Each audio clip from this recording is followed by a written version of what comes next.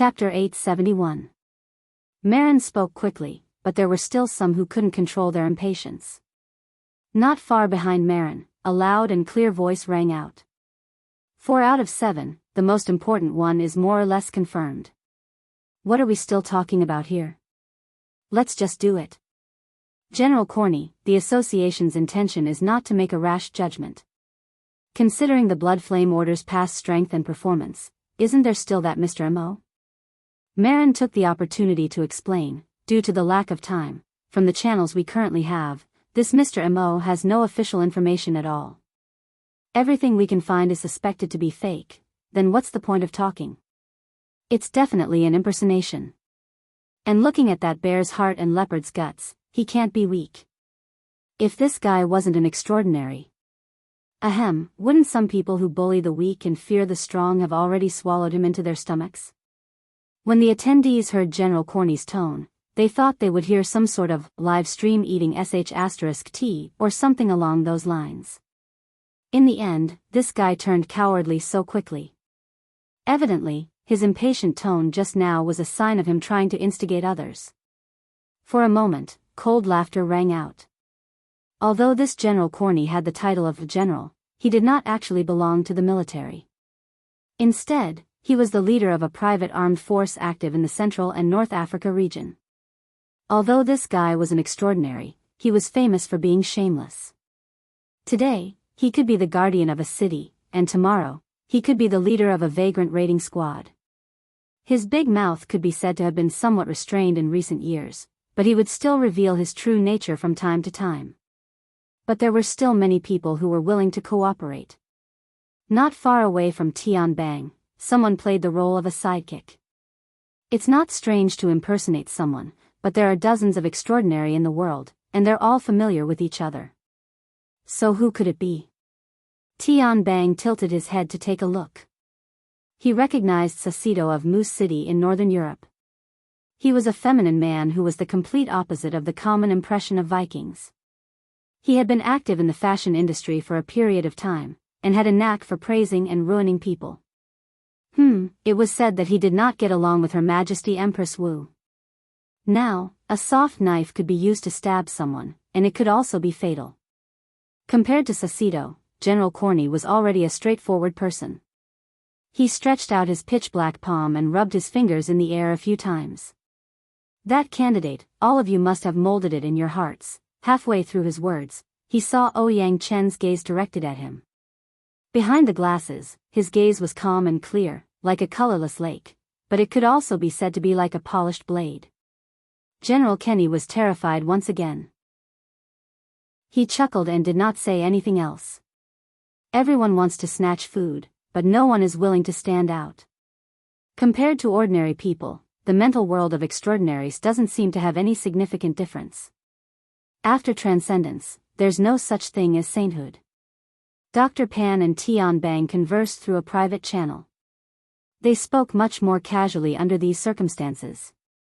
They're going around and around here because they suspect Luo Nan, right? What do you think? Honestly, I can't tell.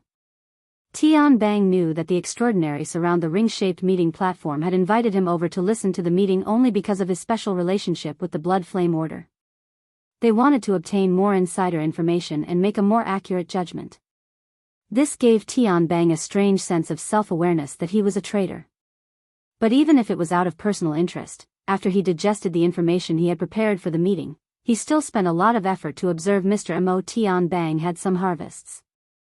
He didn't obtain them from Mr. M.O. himself. Instead, he obtained them from Mr. Mo's subordinate, Cadman, whose life and death were hard to determine. Tian Bang knew of Cadman. He knew that Cadman was a fleshly adept with decent strength. He also knew of the technique of the violent fire seal. This made him naturally put himself in Cadman's shoes. How could his soul be captured from thousands of kilometers away? Was the violent fire seal the key trigger in the entire process? Was it possible to avoid this result? What role did the Blood Soul Temple, the solidified configuration in the Abyss region, play? What role did it play? Tian Bang analyzed as he put himself in Mr. Mo's shoes. Even though Tian Bang had mostly broken away from the system of the Blood Flame Order and the Restraint faction, he still had some insights. But these were far from enough to be used as a basis for a qualitative judgment. Tian Bang said, Mr. Mo's situation is a clear suspicion, but it hasn't reached the stage of true evidence. If Mr. Mo wasn't an extraordinary, he might have died 100 times over by now. But he is. At the very least, it's highly likely that he is. If that's the case, then the nature is completely different.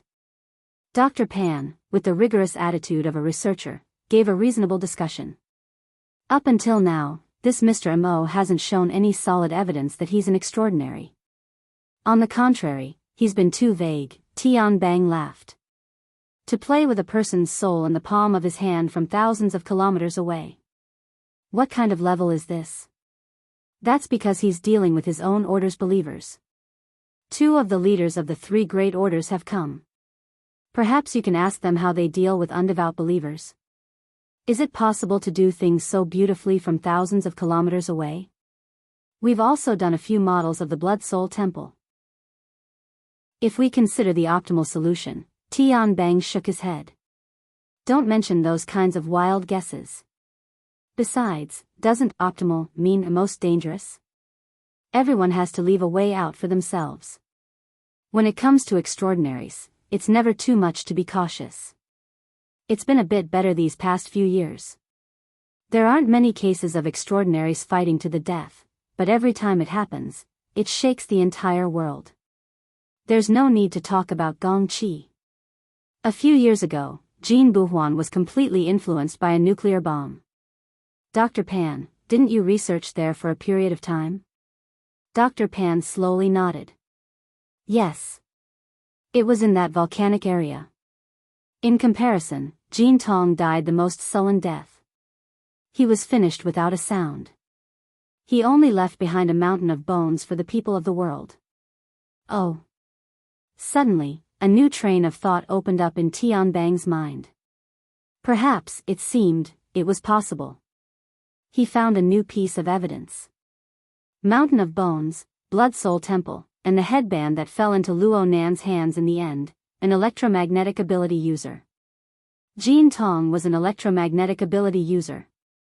Although this brother belonged to the fleshly side, it was insignificant when compared to the clues themselves. Tian Bang had heard in Xia City that Luo Nan was researching and developing equipment for the Jin Tong headband.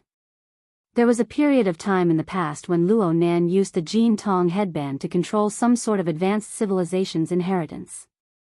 None of this was a big deal when considered alone. But when the fragments were put together, 7 to 5, they could even echo each other. What's wrong? It's nothing. Tian Bang wasn't going to be the stupid bird that stuck its head out. He just needed to think a little more to understand that the matter of Luo Nan possessing the Jin Tong headband was no secret. The problem lay in the fact that the cause of Jin Tong's death was still a mystery that had yet to be completely solved. Jin Tong had an inextricably close relationship with the Xia City branch.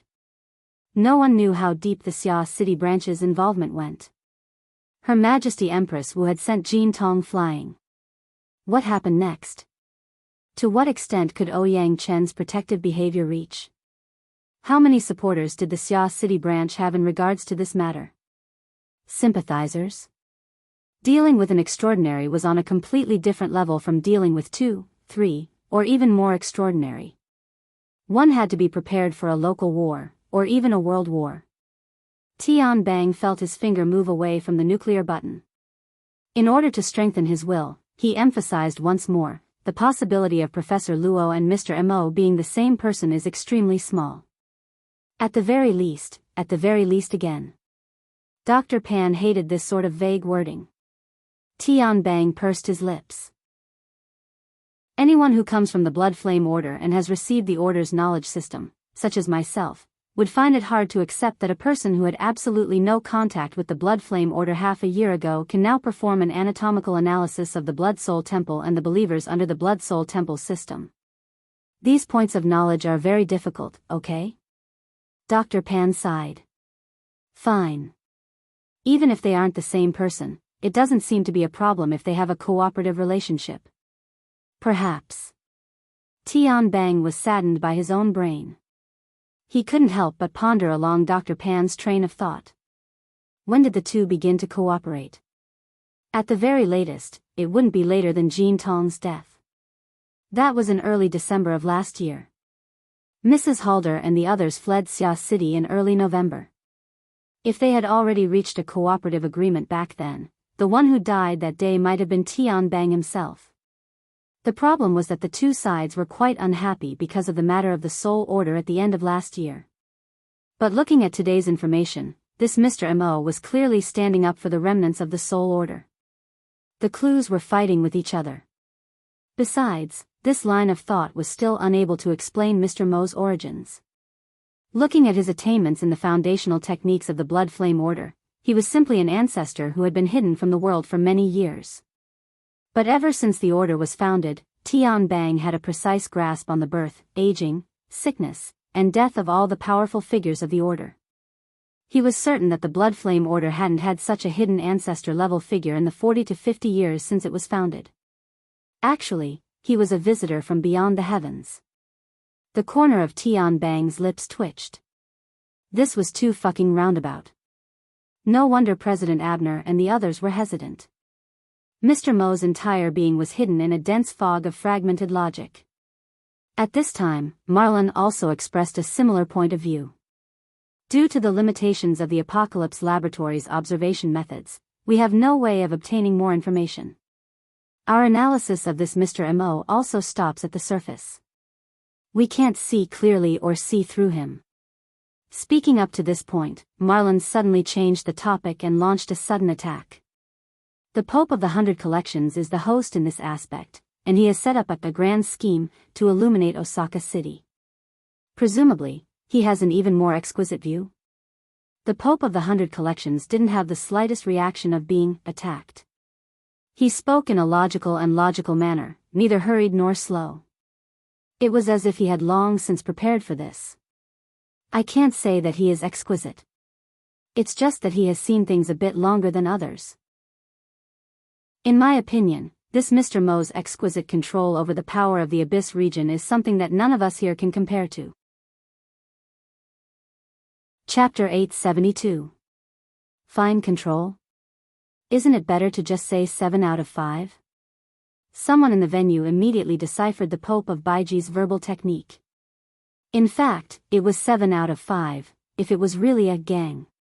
Tian Bang was still evaluating in his heart, but more people wanted to see proof. Amidst the chaotic cries for explanation, General Kenny became lively again, and his voice was especially loud. If you want to win everyone's trust, you have to at least give a reason. The Pope of Baiji smiled. As I said, this is the result of observation. Because you haven't been able to observe? This time, it was Constance Dollar's turn to speak. This female extraordinaire was a practitioner of mysticism, and she was used to speaking with the prophetic tone of witches and witches. Of course, her eyes were indeed sharp, and because of her outstanding attainments in boundaries, she had a unique view of the current scene in the live broadcast, including the situation in Ban City. If the blood surges again, your eyes will be ruined. The Pope of Baiji ignored the deliberate ambiguity in Ms. Dollar's words and continued to smile. This is also a part of observation. While the verbal and scheming battle in the virtual ring venue was gradually accumulating, on the passenger terminal of Ban City's Ping Trade Market, which everyone was paying attention to, Goto Yoshimasa was in a state of high anxiety. This emotion, as time went by, and as Mr. Mo spat out words that he seemed to understand but not understand, became heavier and heavier.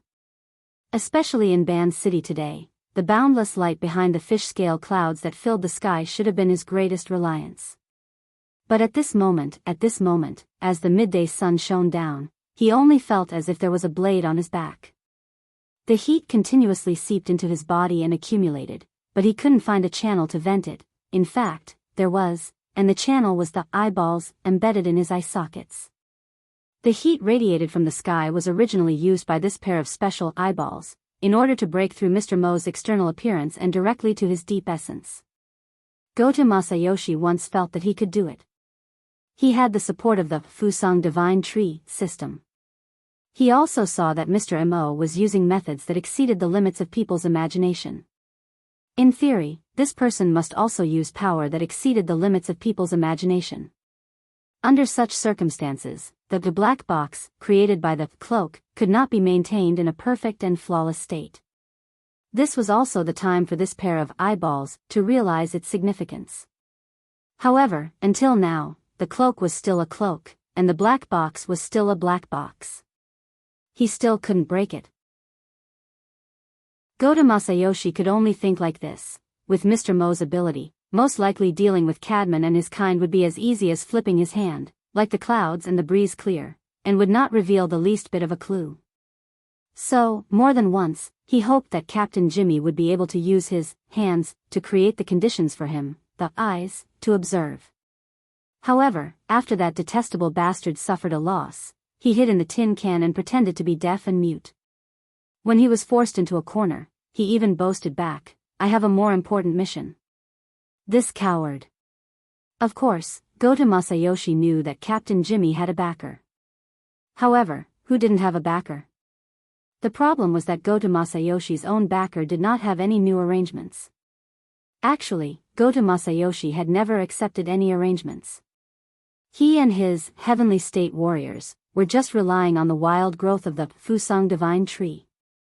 He could use the name of the Amaterasu sect to his heart's content, like a fox borrowing the might of a tiger, to obtain benefits for himself, to strengthen his forces, and to become a socialite, in a certain sense. However, his heart was also clear. Behind everything, there was a most essential mission, to be a good eye. However, he did not manage to do it now. This made Goto Masayoshi's mood very bad. The discomfort on his body was much more direct than the change in his state of mind.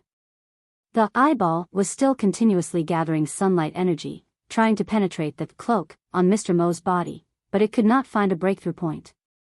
The energy was being consumed, but most of the energy was still unable to enter or exit, only operating around the eyeball and its surroundings.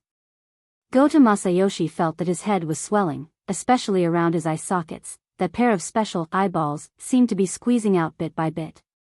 At first, the feeling was not too clear, but when it became clear, it was already too much, and even if he wanted to control it, he did not know where to start. At this moment, Goto Masayoshi felt that he was like an overinflated tire, his whole body was burning hot, and not only was his head dizzy, his whole body was practically about to explode. He wouldn't really explode, right? Goto Masayoshi had never encountered such a situation before, so he was unable to make an effective judgment. And once this thought was born, he could not stop it no matter what. Even though he knew that he should not, in the depths of Goto Masayoshi's heart, fear still seeped into his anxious emotions. Of course, what triggered them was both behind and in front of him. It was also at this moment, in Goto Masayoshi's vision, there seemed to be dirty smoke lingering, undulating inside and outside the invisible cloak around Mr. Mo's body. Those miscellaneous people who had already been dominated by terror contributed another wave of, it's me.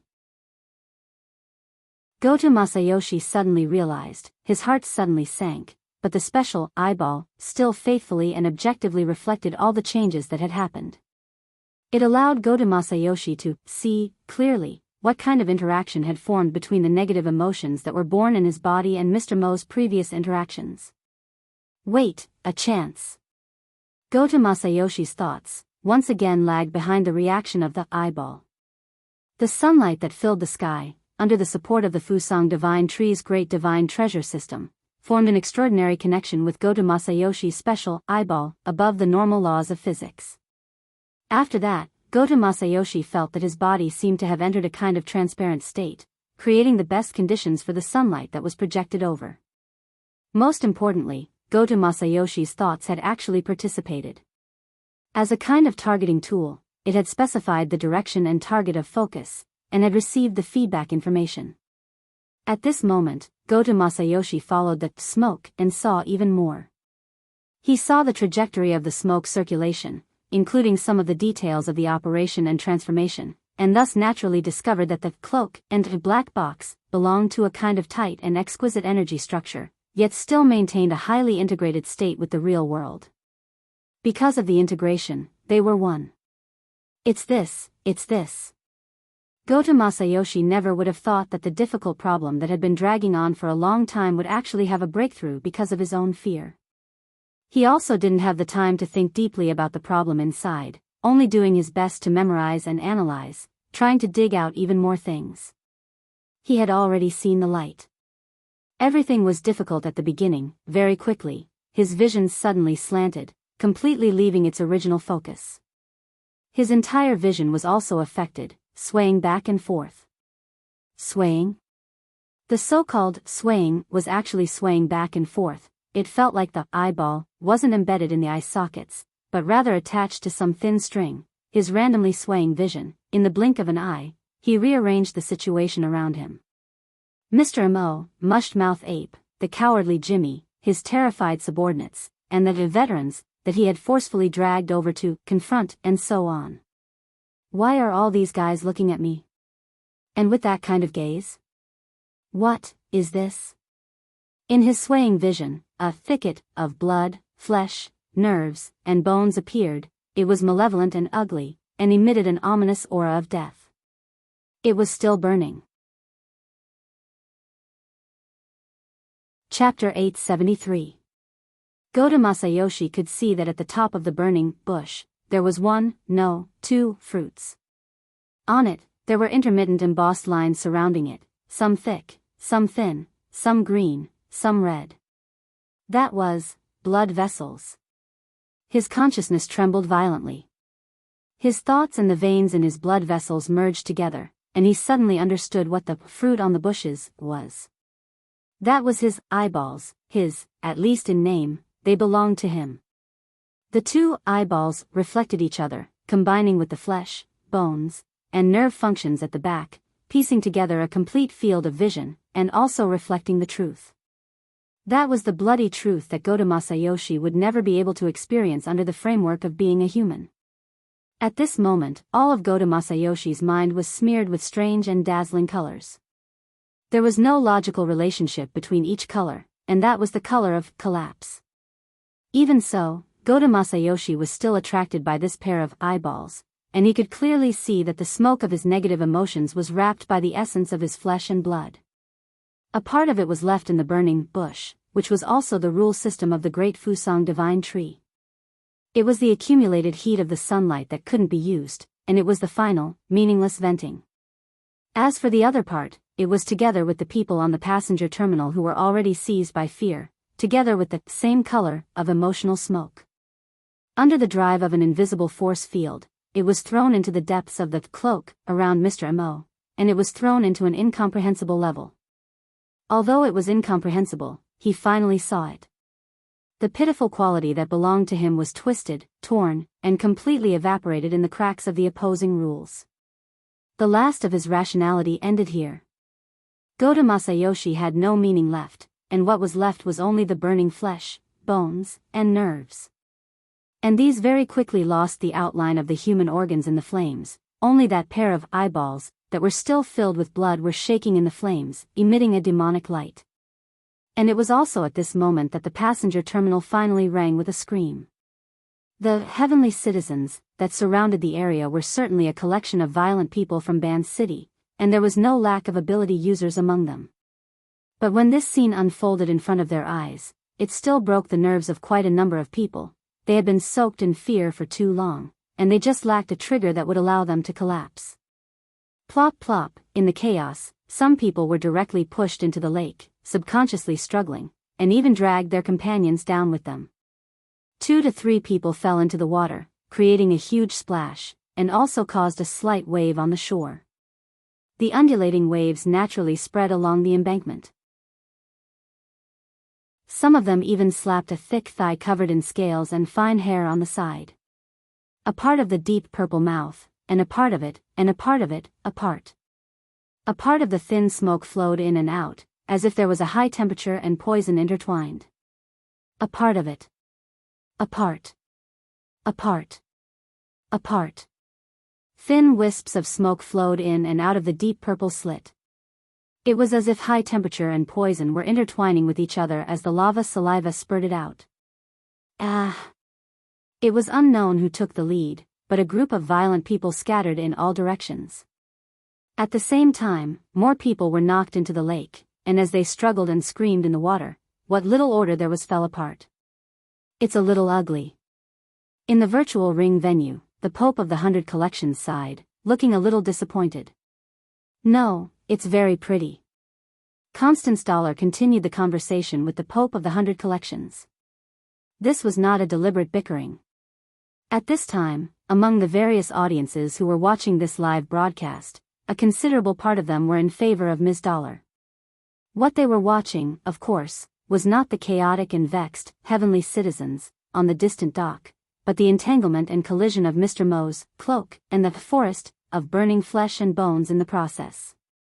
Both were creations of special rules. They clashed with each other and penetrated each other, but neither of them was completely successful.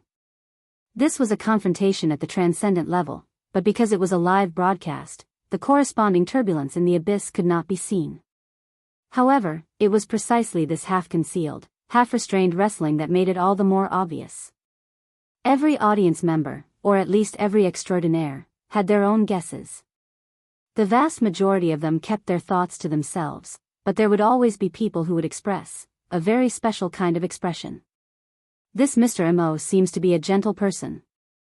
As a world-famous fashionista, Xiao Saido's voice was quite gentle, but the meaning was even more subtle.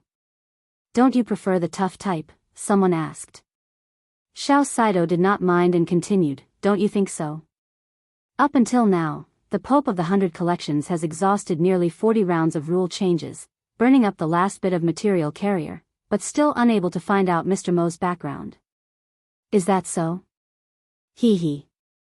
The Pope of the 100 Collections laughed very sincerely. In Ban City, under the cover of the Fusang Divine Tree system, Mr. Mo can still control it to this extent. It's amazing. Fine control is only the most basic description. The concealment and concealment ability formed from this is the most amazing. 5 out of 7, 6 out of 7. After a few seconds of silence, Vice President Marin coughed. Gentle, what is the definition of gentle? Smiling, Xiao Saido stretched out his hand and drew an outline in front of him that was quite similar to Mr. Mo's. With Mr. Mo's ability to conceal his presence and restrain his psychic waves, as long as he doesn't want to show himself, the Pope of the 100 Collections wouldn't be able to catch his shadow even if he had 10 pairs of eyes. But he still showed himself. Why?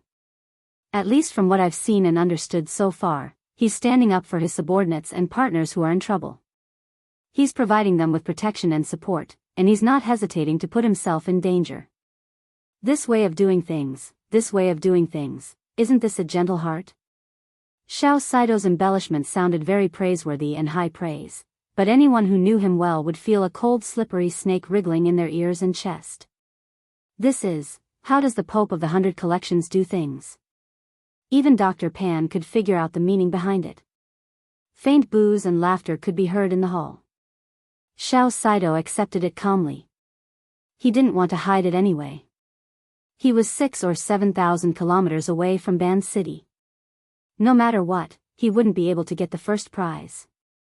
In that case, it would be more interesting to make the situation more chaotic.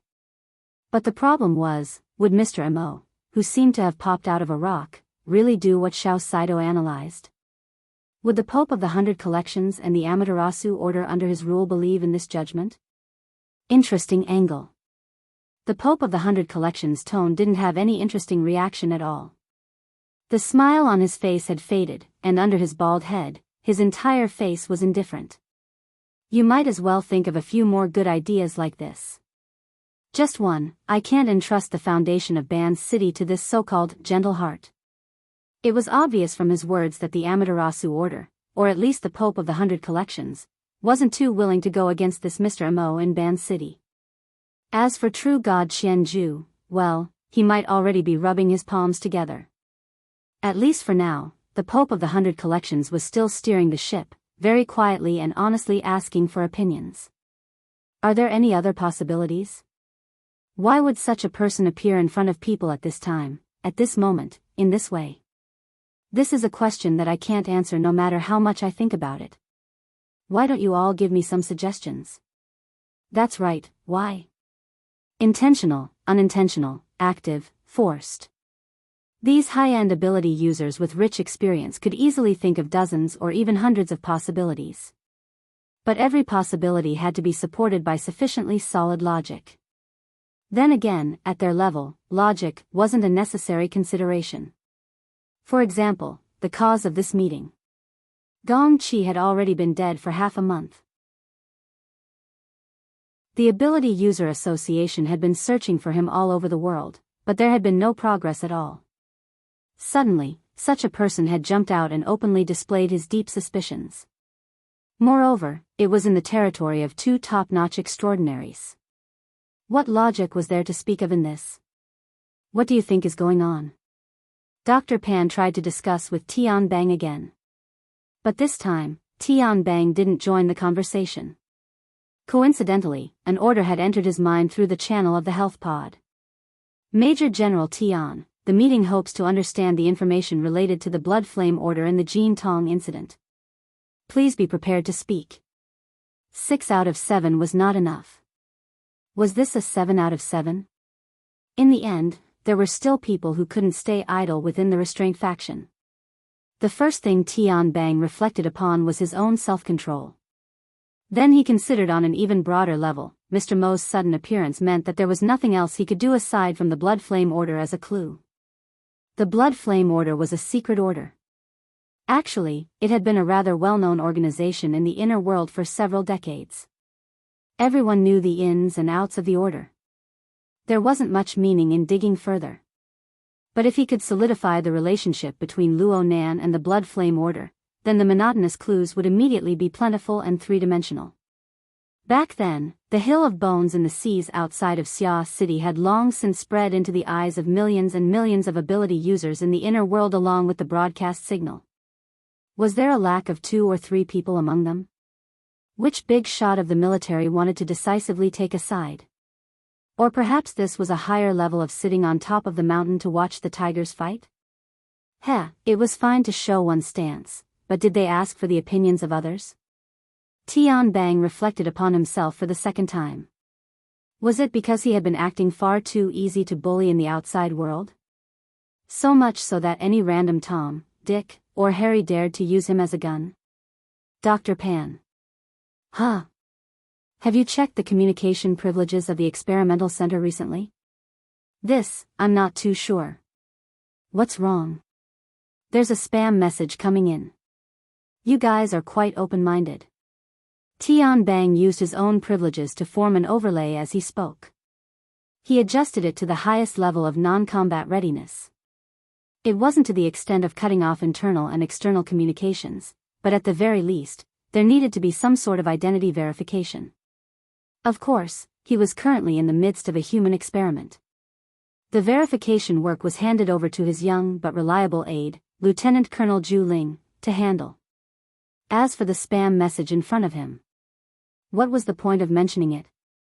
Having done all this, Tian Bang magnanimously became a spectator. Oh, there was also that speech. Things like bioelectricity disorder and memory errors were far too common during the human experiment phase. There was really nothing that could be done. The corner of Tian Bang's mouth twitched when Mr. Mo's thin and sickly face revealed a clear smile over at Osaka City. He extended his hand like he was plucking a fruit. He pinched one of the eyeballs within the flames of the thicket that was about to be completely burned away. I can study it for a bit. Wow. There was no telling how many people in the circular hall exclaimed at this moment. Most of them couldn't tell how many marvelous and subtle operations Mr. Mo's seemingly simple action had to be performed on the transcendent level. In any case, Mr. Mo had indeed plucked a fruit and pinched it with 3 fingers. But that wasn't the end. He raised his head again. This time, it was an overly direct angle that pierced through the projection of the live stream into the virtual circular hall. I want this one too. Chapter 874. What does he want? Has he discovered us? The higher the concealment ability of Mr. Mo's cloak, the more penetrative the light from his eyes, which were the windows of his soul. They were separated by thousands or even tens of thousands of kilometers, and the boundary between the virtual and the real lay between them. However, at this moment, a similar thought flashed through the minds of most of the audience in the virtual venue. It had nothing to do with logic. It was just their first feeling. However, the feeling didn't last long. While their thoughts were in turmoil, Mr. Mo's eyes remained fixed, and his body didn't move. The gigantic bloody fiend behind him had already made the clearest move. At this moment, the mushed-mouth ape moved from stillness to a great extent and at a great speed. It was to the extent that its enormous body was like a liquid, or like a wave of light that had broken through the barrier of a solid wall. The filthy color of blood mostly covered the glitter of the light wave, but the elements contained inside were even more complicated. It seemed that a violent chemical reaction was taking place inside the bloody light and between it and the materials in the outside world. The camera shot from Captain Jimmy's perspective was instantly polluted by the bloody light. The irregular halos and spots obscured most of the details there. F***CK. In the virtual venue, several people blurted out their catchphrases.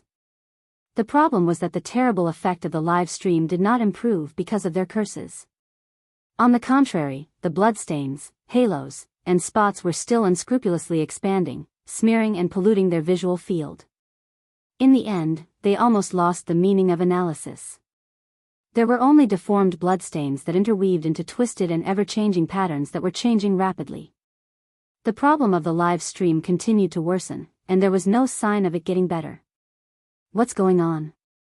At this moment, even Marlon and the others on the circular conference table couldn't hold back anymore. President Abner, on the other hand, quickly made a judgment. It seems that the operation team is under attack. As he spoke, he looked at the Pope of 100 Communities. He was probably the only one among all the participants who had multiple perspectives. However, the Pope was still indifferent, and he seemed to be in a trance if one looked closely. He didn't respond to Abner's gaze at all. Abner shook his head slightly and turned around to consult a key person who was only separated from him by Marlon and hadn't spoken much. Chairman Mao, should we ensure the quality of the live broadcast? The so-called Director Mao was probably the most casually dressed person at the scene. He was sitting behind the conference table, and only a red and green floral shirt could be seen on his upper body. A pair of aviator sunglasses hung around his neck. It was as if he was projecting the beautiful scenery of the Sunshine Coast. One could imagine what the lower half of his body looked like. This was the truth. Not only was this Director Mao a veteran extraordinaire, he was also an independent director of quantum holdings in the secular world and the main liaison for the Deep Blue project. He was practically the highest representative of quantum holdings in the inner world.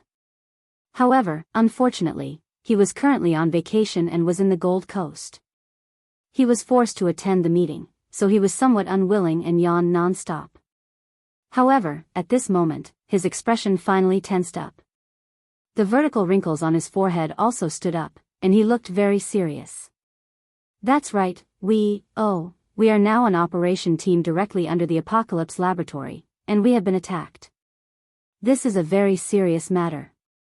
Director Mao was still describing the incident when someone interjected, "When will the live broadcast signal come back?" Director Mao acted as if he hadn't heard anything. The problem right now is the safety of the operation team members. Before he even finished speaking, the messy broadcast screen suddenly cut away from the blood-colored haze and restored the image of the Band City passenger terminal in broad daylight. However, the perspective of the live broadcast had already undergone a clear change. The angle that belonged to Captain Jimmy and was directly facing Mr. Mo had already disappeared. To be more precise, it was in the form of a painting within a painting. It had shrunk to a small area in the upper right corner, and what appeared on the main screen was a side view from the lake surface to the terminal.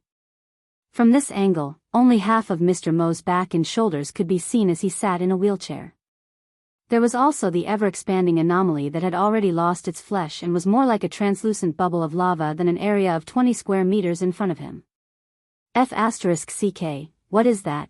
The mushed-mouth ape. The answer was right in front of them, but none of the audience dared to confirm it. At this moment, the internal radio waves of the operation team in Band City transformed into urgent syllables that appeared in the audience's ears. Captain, Jimmy, he's been swallowed. The formatted space structure has been destroyed. It's greatly weakened. Attempting to replace the main axis. Application denied. Deep Blue's platform location has disappeared. Apocalypse array. Blah, blah, blah. There seemed to be some sensitive word that the corresponding information had been masked. The following information was even more intermittent. However, the vast majority of the audience present possessed rich combat experience. They could make guesses and understand some of the situation. As it turned out, what Mr. M.O. wanted was Captain Jimmy. A more professional term would be a high-end combat machine directly under the Apocalypse laboratory, or even the most cutting-edge 7th-generation dynamo core? Generally speaking, the roots of Jimmy's operation team were still a tightly controlled secret. However, the present virtual venue was the gathering place of the world's strongest experts. There was still a considerable portion of people who understood the crux of the matter. Their gazes unconsciously turned towards Director Mao again. The latter also began to slam the table. Vile. Vile. If he could restrain his expression a little more, perhaps it would have been more realistic. Even Dr. Pan could see it. Deep Blue and Apocalypse are at loggerheads because of the 7th-generation dynamo core. So it wasn't just a rumor. Tian Bang wasn't too interested in this. He was more concerned about the details displayed in the live broadcast. At present, the operation team had clearly fallen into an extremely awkward situation. The captain had been swallowed, and the formatted space had fallen into a leaderless state. It had to be rearranged, but the following situation didn't seem quite right. As a top-notch burner, Tian Bang very quickly discovered the abnormality from the operation team's password. Why can't the main axis be replaced? The authority of the commander should be handed over in sequence. The authority didn't pass. Dr. Pan's attention quickly shifted from the level of gossip to the professional domain. He made a professional judgment, but he soon fell into a state of confusion. Why? Since it's directly under the Apocalypse laboratory, it's most likely the 7th-generation dynamo core. How could there be such a low-level bug in authority transfer? Why is it a bug? There's obviously another possibility. Tian Bang stared at the blood-colored bubble in the projection area and said in a low voice, "Why can't it be Captain Jimmy, the commander, who hasn't completely lost his ability to command and hasn't completely lost contact with the other operation team members? He's clearly been swallowed. Looking at that monster's appearance, it can't possibly have digested him along with his exoskeleton. Oh, could it be that the Deep Blue walkers under the control of the 7th-generation dynamo core have a qualitative leap in their ability to survive and communicate in harsh environments? That's why I said that these people shouldn't be called Deep Blue walkers. Apocalypse walkers should be more accurate." Tian Bang nodded, then shook his head. "The problem is that we don't know the nature and composition of the so-called mushed-mouth ape stomach space, right?" Dr. Pan shrugged. "Think about its saliva. It's not a magma lake inside, but a sulfuric acid pool." The corner of Tian Bang's mouth hooked up. Maybe it's not a sulfuric acid pool or a magma lake inside, but a simple space bag. At least looking at it right now, I can't recognize that fellow. There's no similarity between that fellow, an ape, or lava. At this time, from the perspective of the live broadcast, the blood-colored bubble that had swallowed Captain Jimmy seemed to have passed its peak period of transformation and was beginning to shrink. But its composition, at least in terms of density, didn't conform to people's logical understanding. It naturally became denser and denser. On the contrary, the blood-colored light was becoming thinner and thinner. Many times, a portion of the area would become somewhat transparent after a burst of undulations. It was like an illusory soap bubble. It seemed as if it could be blown away with a single breath. But the problem was that after the initial panic, the operation team had already begun a limited counterattack. All physical and energy ammunition were directed towards the blood-colored bubble. Attack! Attack! At least 5 deep blue walkers launched their attacks from the surface of the lake, from the sky, and from the distant commanding heights. The firepower interweaved into a net and converged at the visible weak points of the bubble. It seemed as if they wanted to rescue their own captain. But Mr. Mo, the instigator of everything, wasn't affected in the slightest. It seemed as if he was directly judged as a passerby. This passerby also didn't have any intention of interfering. He only played with the fruit he had just plucked with his fingertips. He allowed the astonishing firepower of the deep blue walkers to pour down on the increasingly weak, blood-colored bubble. The problem was, whether it was the metal bullets, high-explosive gunpowder, or energy blasts, regardless of whether they were supported by the format of fire, all of them were like clay oxen entering the sea after entering the blood-colored bubble. They disappeared without a sound. Tian Bang said decisively, "This is absolutely not the structural model of a flesh and blood body. This fellow is highly energized. And then? It's relatively easy to mold. It's a natural building material." Dr. Pan was simply repeating Mr. Mo's previous description. This was also the only basis. Tian Bang asked, "What is a highly malleable energized building material used to construct?" Before his voice fell, the blood-colored bubble really did turn into a soap bubble in the live broadcast. It burst noiselessly in a form that didn't have any texture. The howling net of firepower directly pierced through the pier's walkway in the area it had originally covered. It conveniently tore apart the 7 or 8 cars parked behind it. For a time, the sound of explosions rang incessantly. Gravel splashed in all directions, forcing the nearby veteran and the others to nearly jump into the lake. It was a belated display, but it was meaningless. The mushed-mouth ape disappeared along with the blood-colored bubble. At the same time, the fully armed Captain Jimmy also disappeared. That 300-kilogram top-notch creation that was a combination of man and machine had disappeared without a trace. Yes, disappeared. Tian Bang felt that this was the most accurate way to describe it. He couldn't experience any of the so-called devouring texture. He only felt that this was a magic show that had occurred in front of the world's apex powerhouses. Captain Jimmy himself wasn't much, but he was the embodiment of the Apocalypse Laboratory's most cutting-edge research results. Had all traces of its existence been erased just like that? Tian Bang only felt that this was too absurd. At this time, it was Director Mao in the flowery shirt who knocked on the virtual ring-shaped conference table with a deafening sound. "This is a disgrace. This is an extraordinary humiliation. Why the hell are we still doing a live broadcast?" The live broadcast screen began to blur as if it had heard his command. It looked as if the signal was about to be cut off. At this moment, someone sitting one person away from him also knocked on the table. "Continue."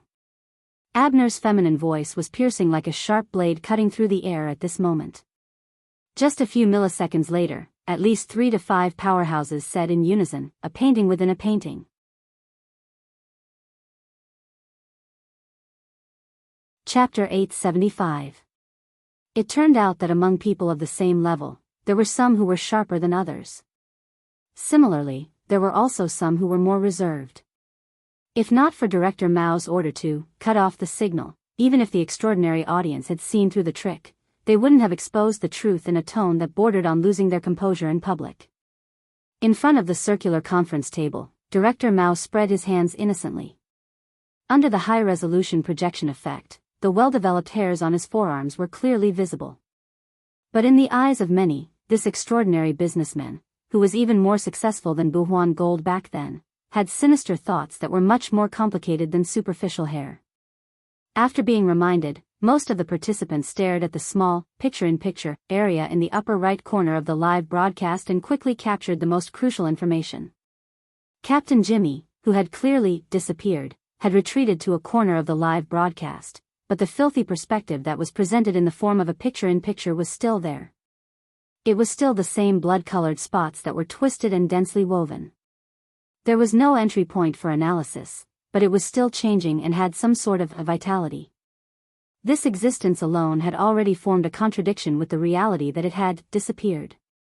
And if combined with the goal that people had been discussing and scheming about, it would quickly transform into a predictable explosive point. Captain Jimmy had disappeared from this world, but he still existed. So, where did he exist? Zoom in, zoom in.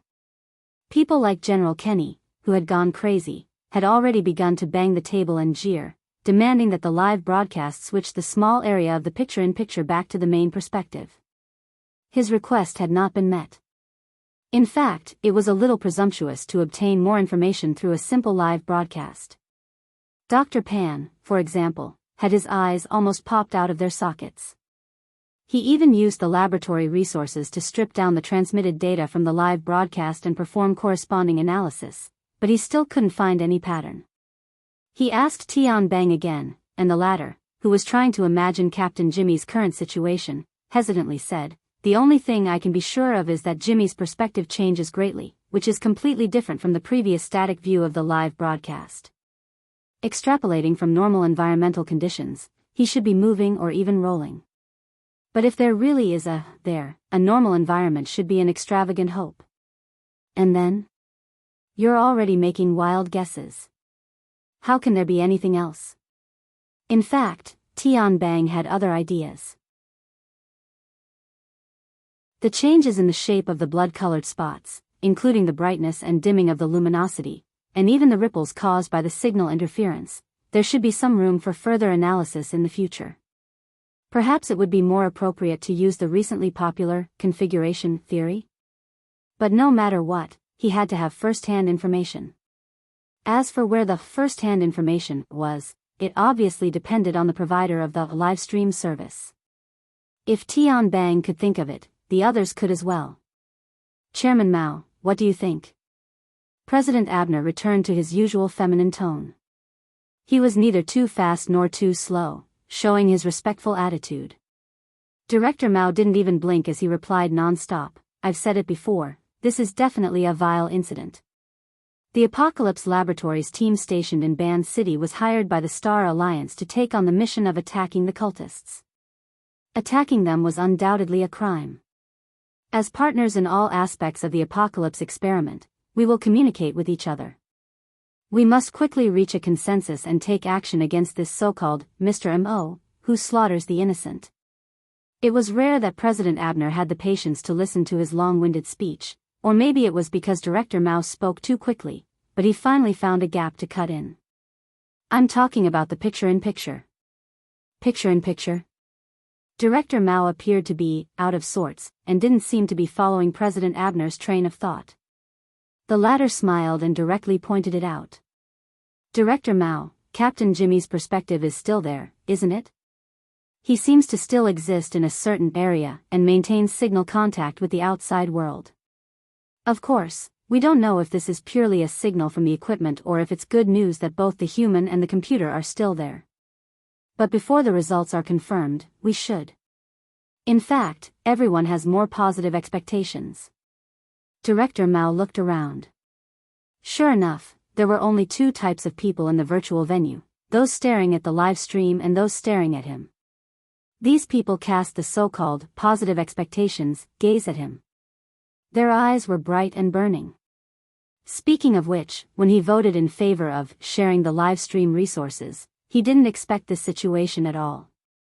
After a rare second of hesitation, Director Mao followed Abner's rhythm with some reluctance. "It would be great if that's the case, but we don't have the information to support it at the moment." President Abner pressed close. "There will be. The Apocalypse Lab should have it. As a comprehensive partner, be it Quantum Corporation, the Deep Blue Lab, or the Ability User Society, we are all willing to contribute and jointly decipher this information." Director Mao's expression was solemn. The wrinkles on his forehead and between his eyebrows formed a cross again as he tried to find his rhythm. "Of course, we wouldn't have provided the corresponding live stream service otherwise.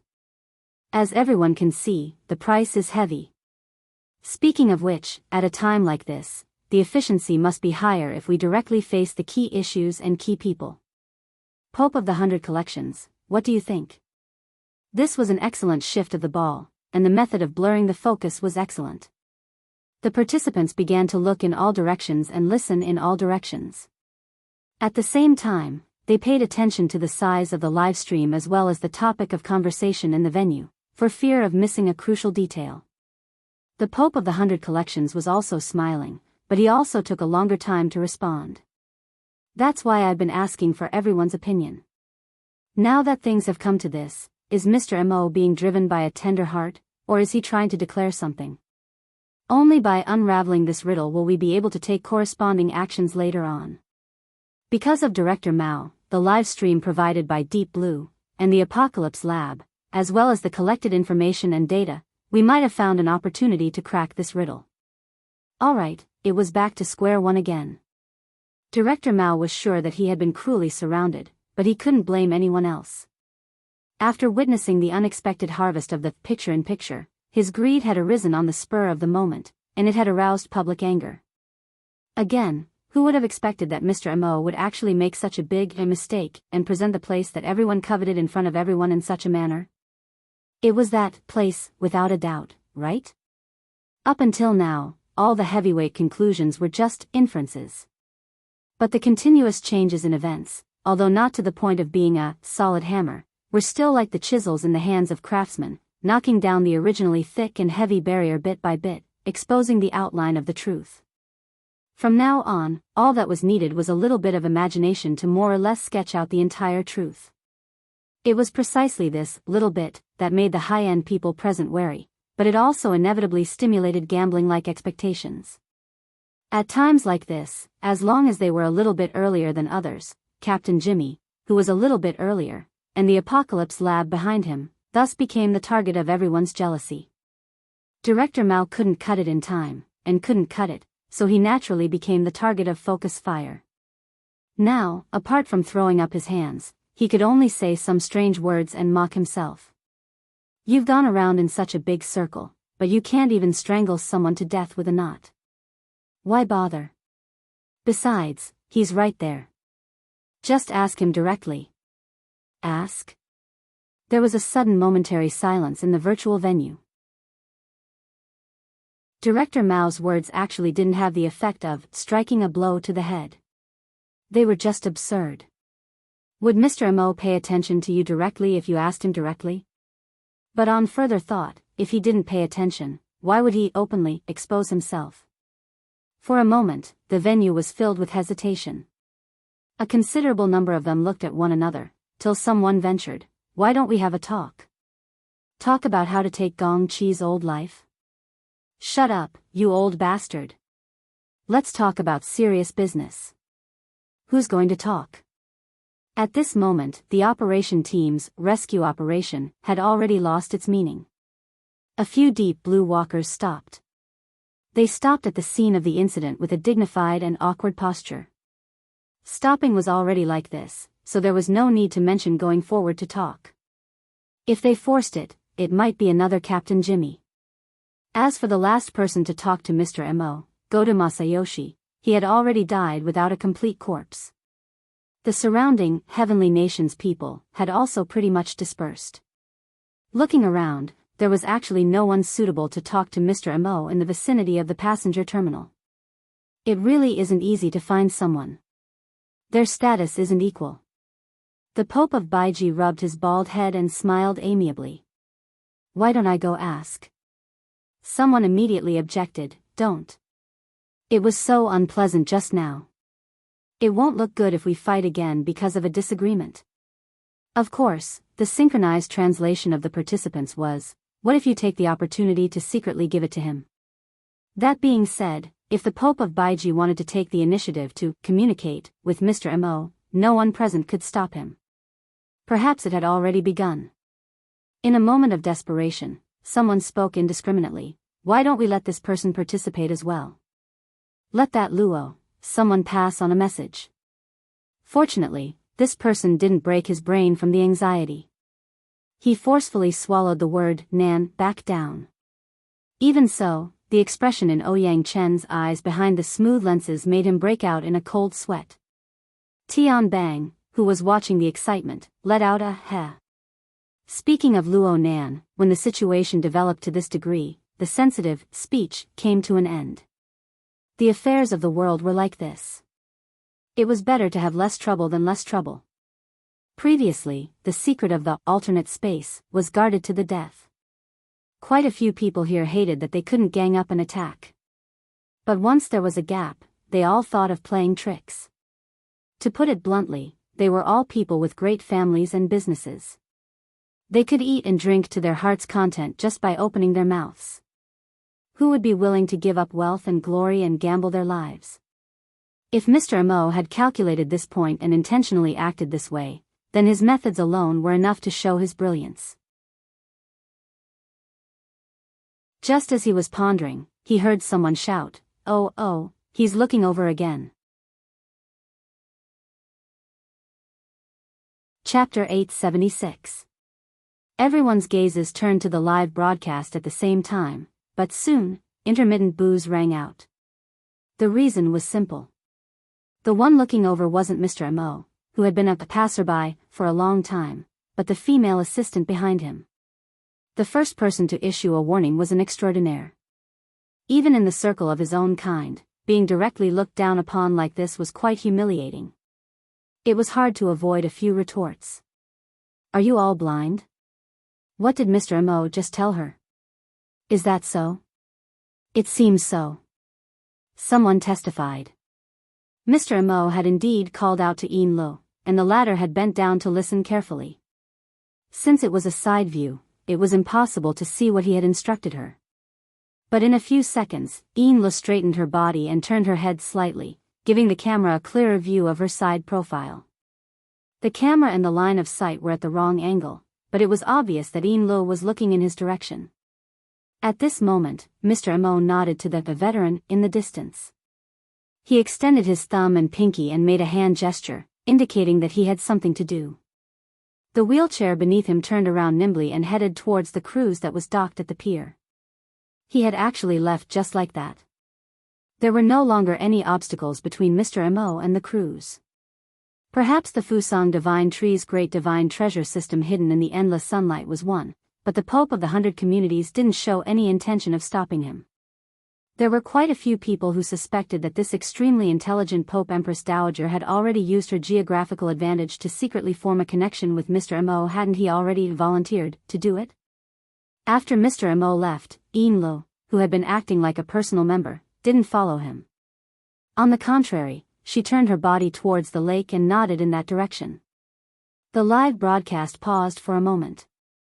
The camera language perfectly displayed the ignorance of the owner of the camera. Of course, he was definitely receiving instructions. 2 seconds later, the coverage area of the live broadcast began to shrink and rapidly converged on Ian Lee's surroundings. It was obvious that the owner of the live broadcast was currently approaching Ian Lo. In the virtual venue, there were noises of "lock Mr. Amo down," but most people still maintained a high level of interest in the unforeseen event. In the end, the camera gave Ian Lo a close-up. From this moment on, the second-in-command of the Blood Flame Order, who only had a little fame in the inner world, had entered the sights of at least 2/5 of the extraordinaries in the world. However, her eyes were still a little out of focus. She didn't seem to understand Mr. Mo's arrangement, nor did she know anything about the live broadcast. She was just a narrator. "What sir means is that you can start bidding now."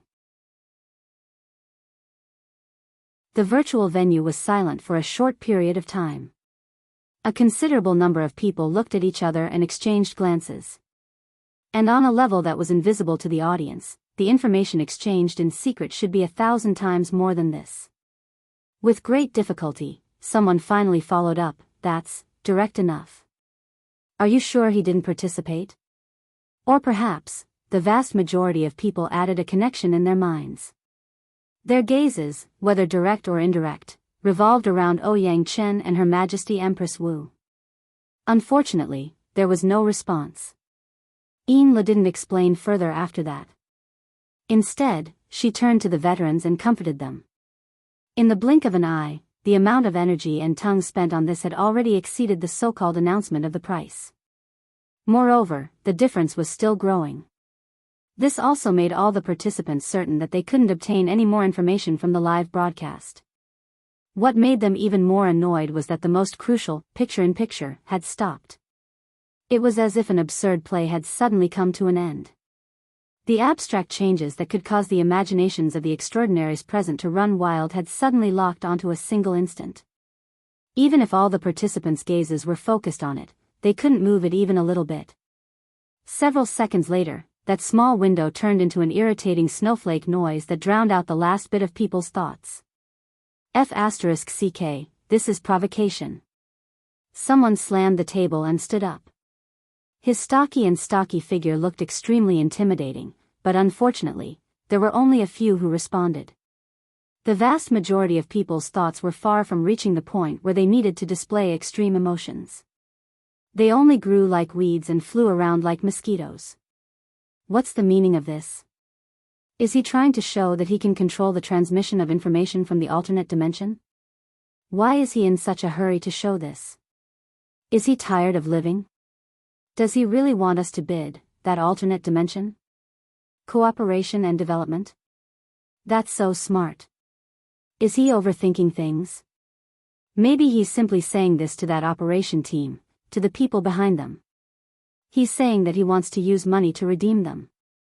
Inside and outside the venue, the interaction between many people and many levels continued to heat up. However, the significance of the virtual venue itself wasn't that important anymore. I need to reflect on how a mere appraisal meeting has come to this stage.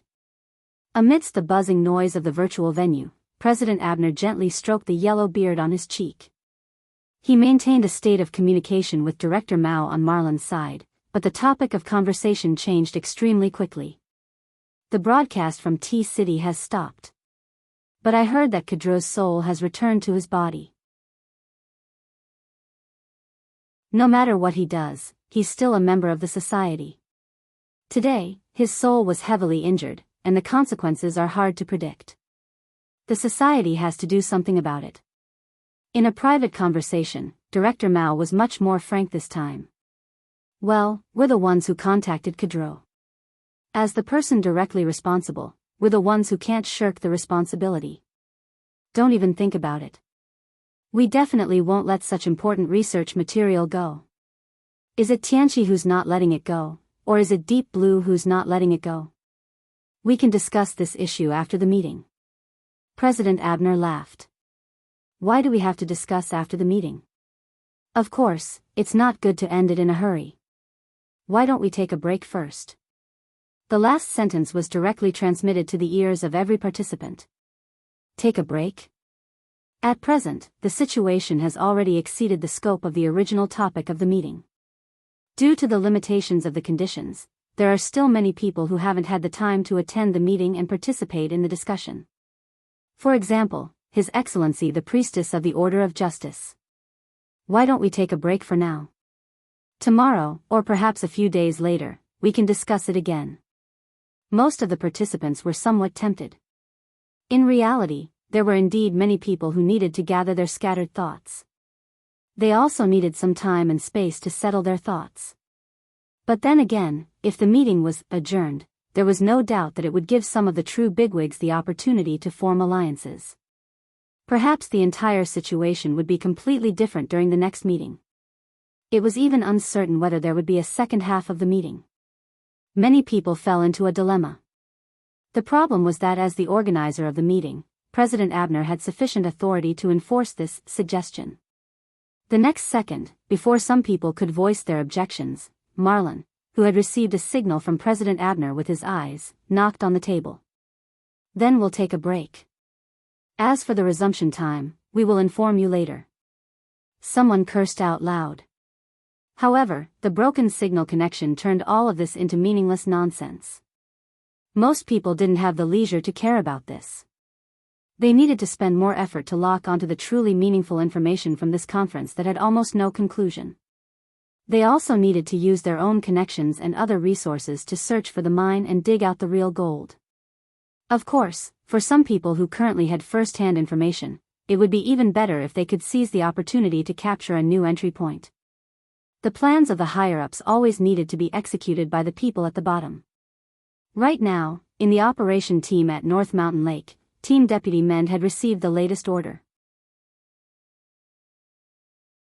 This order bypassed their direct superior, Supervisor Bai, who did not really fulfill her responsibilities, and directly took command through the internal authority channel. Lock the original format space settings and Captain's main authority. Activate full sensory mode.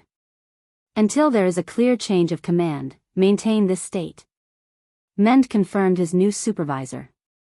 At the same time, he also confirmed that this old superior, who was slightly younger than him, was still in a bad mood. Therefore, he first opened his mouth to accept the order. After a while, he carefully added, Supervisor Yen, currently, the Apocalypse Array can no longer detect Captain Jimmy's signal. I'm afraid we won't be able to hold on here for too long. Yen Yongbo's voice sounded like he was chewing on ice. I will activate the superior structure to give you the necessary support. This. Aren't you in T-City? If it's consumed. Care about what you should care about. Yes, sir. Men subconsciously straightened his back, causing the entire Deep Blue Walker to buzz. At the same time, the 7th-generation dynamo core that was deeply implanted in his brain and spinal nervous system emitted a clear electrical signal. It actively connected to the archetype format hub of him and all the other team members around him. A layer of faint yet real and wonderful structure spread out from the distant void. It also seemed to be growing from the inside out. The two ends, near and far, resonated with each other and fused together at a higher level that surpassed the spiritual sea. In less than a second, Yen Yongbo's superior architecture had crossed thousands of kilometers of the Pacific Ocean, arrived at Osaka, and exerted its influence. However, this function was rather restrained. It was only a template with a weak stickiness. It helped the formatted space on this side, which was on the verge of collapsing due to the lack of the main axis, to do a simple splicing and gluing. At the same time, the missing structures that had been glued together formed an even stronger magnetic force between each other. Then, he used this magnetic force to search for the signals of the main axis that had been cut off. As for whether it was useful or not, Mend, who was on the front lines, wasn't sure. It wasn't just because the signal was so weak that it far exceeded the limits of his perception.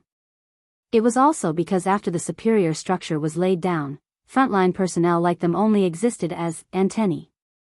They no longer needed to undertake the function of analysis. It should be useful. The long-range support of the Apocalypse Array consumed a lot of electricity. Men's active thoughts gradually settled in the deepest part of his heart until he entered an extremely quiet and pure state. Whether Captain Jimmy's signal was there or not was no longer a problem for him to consider.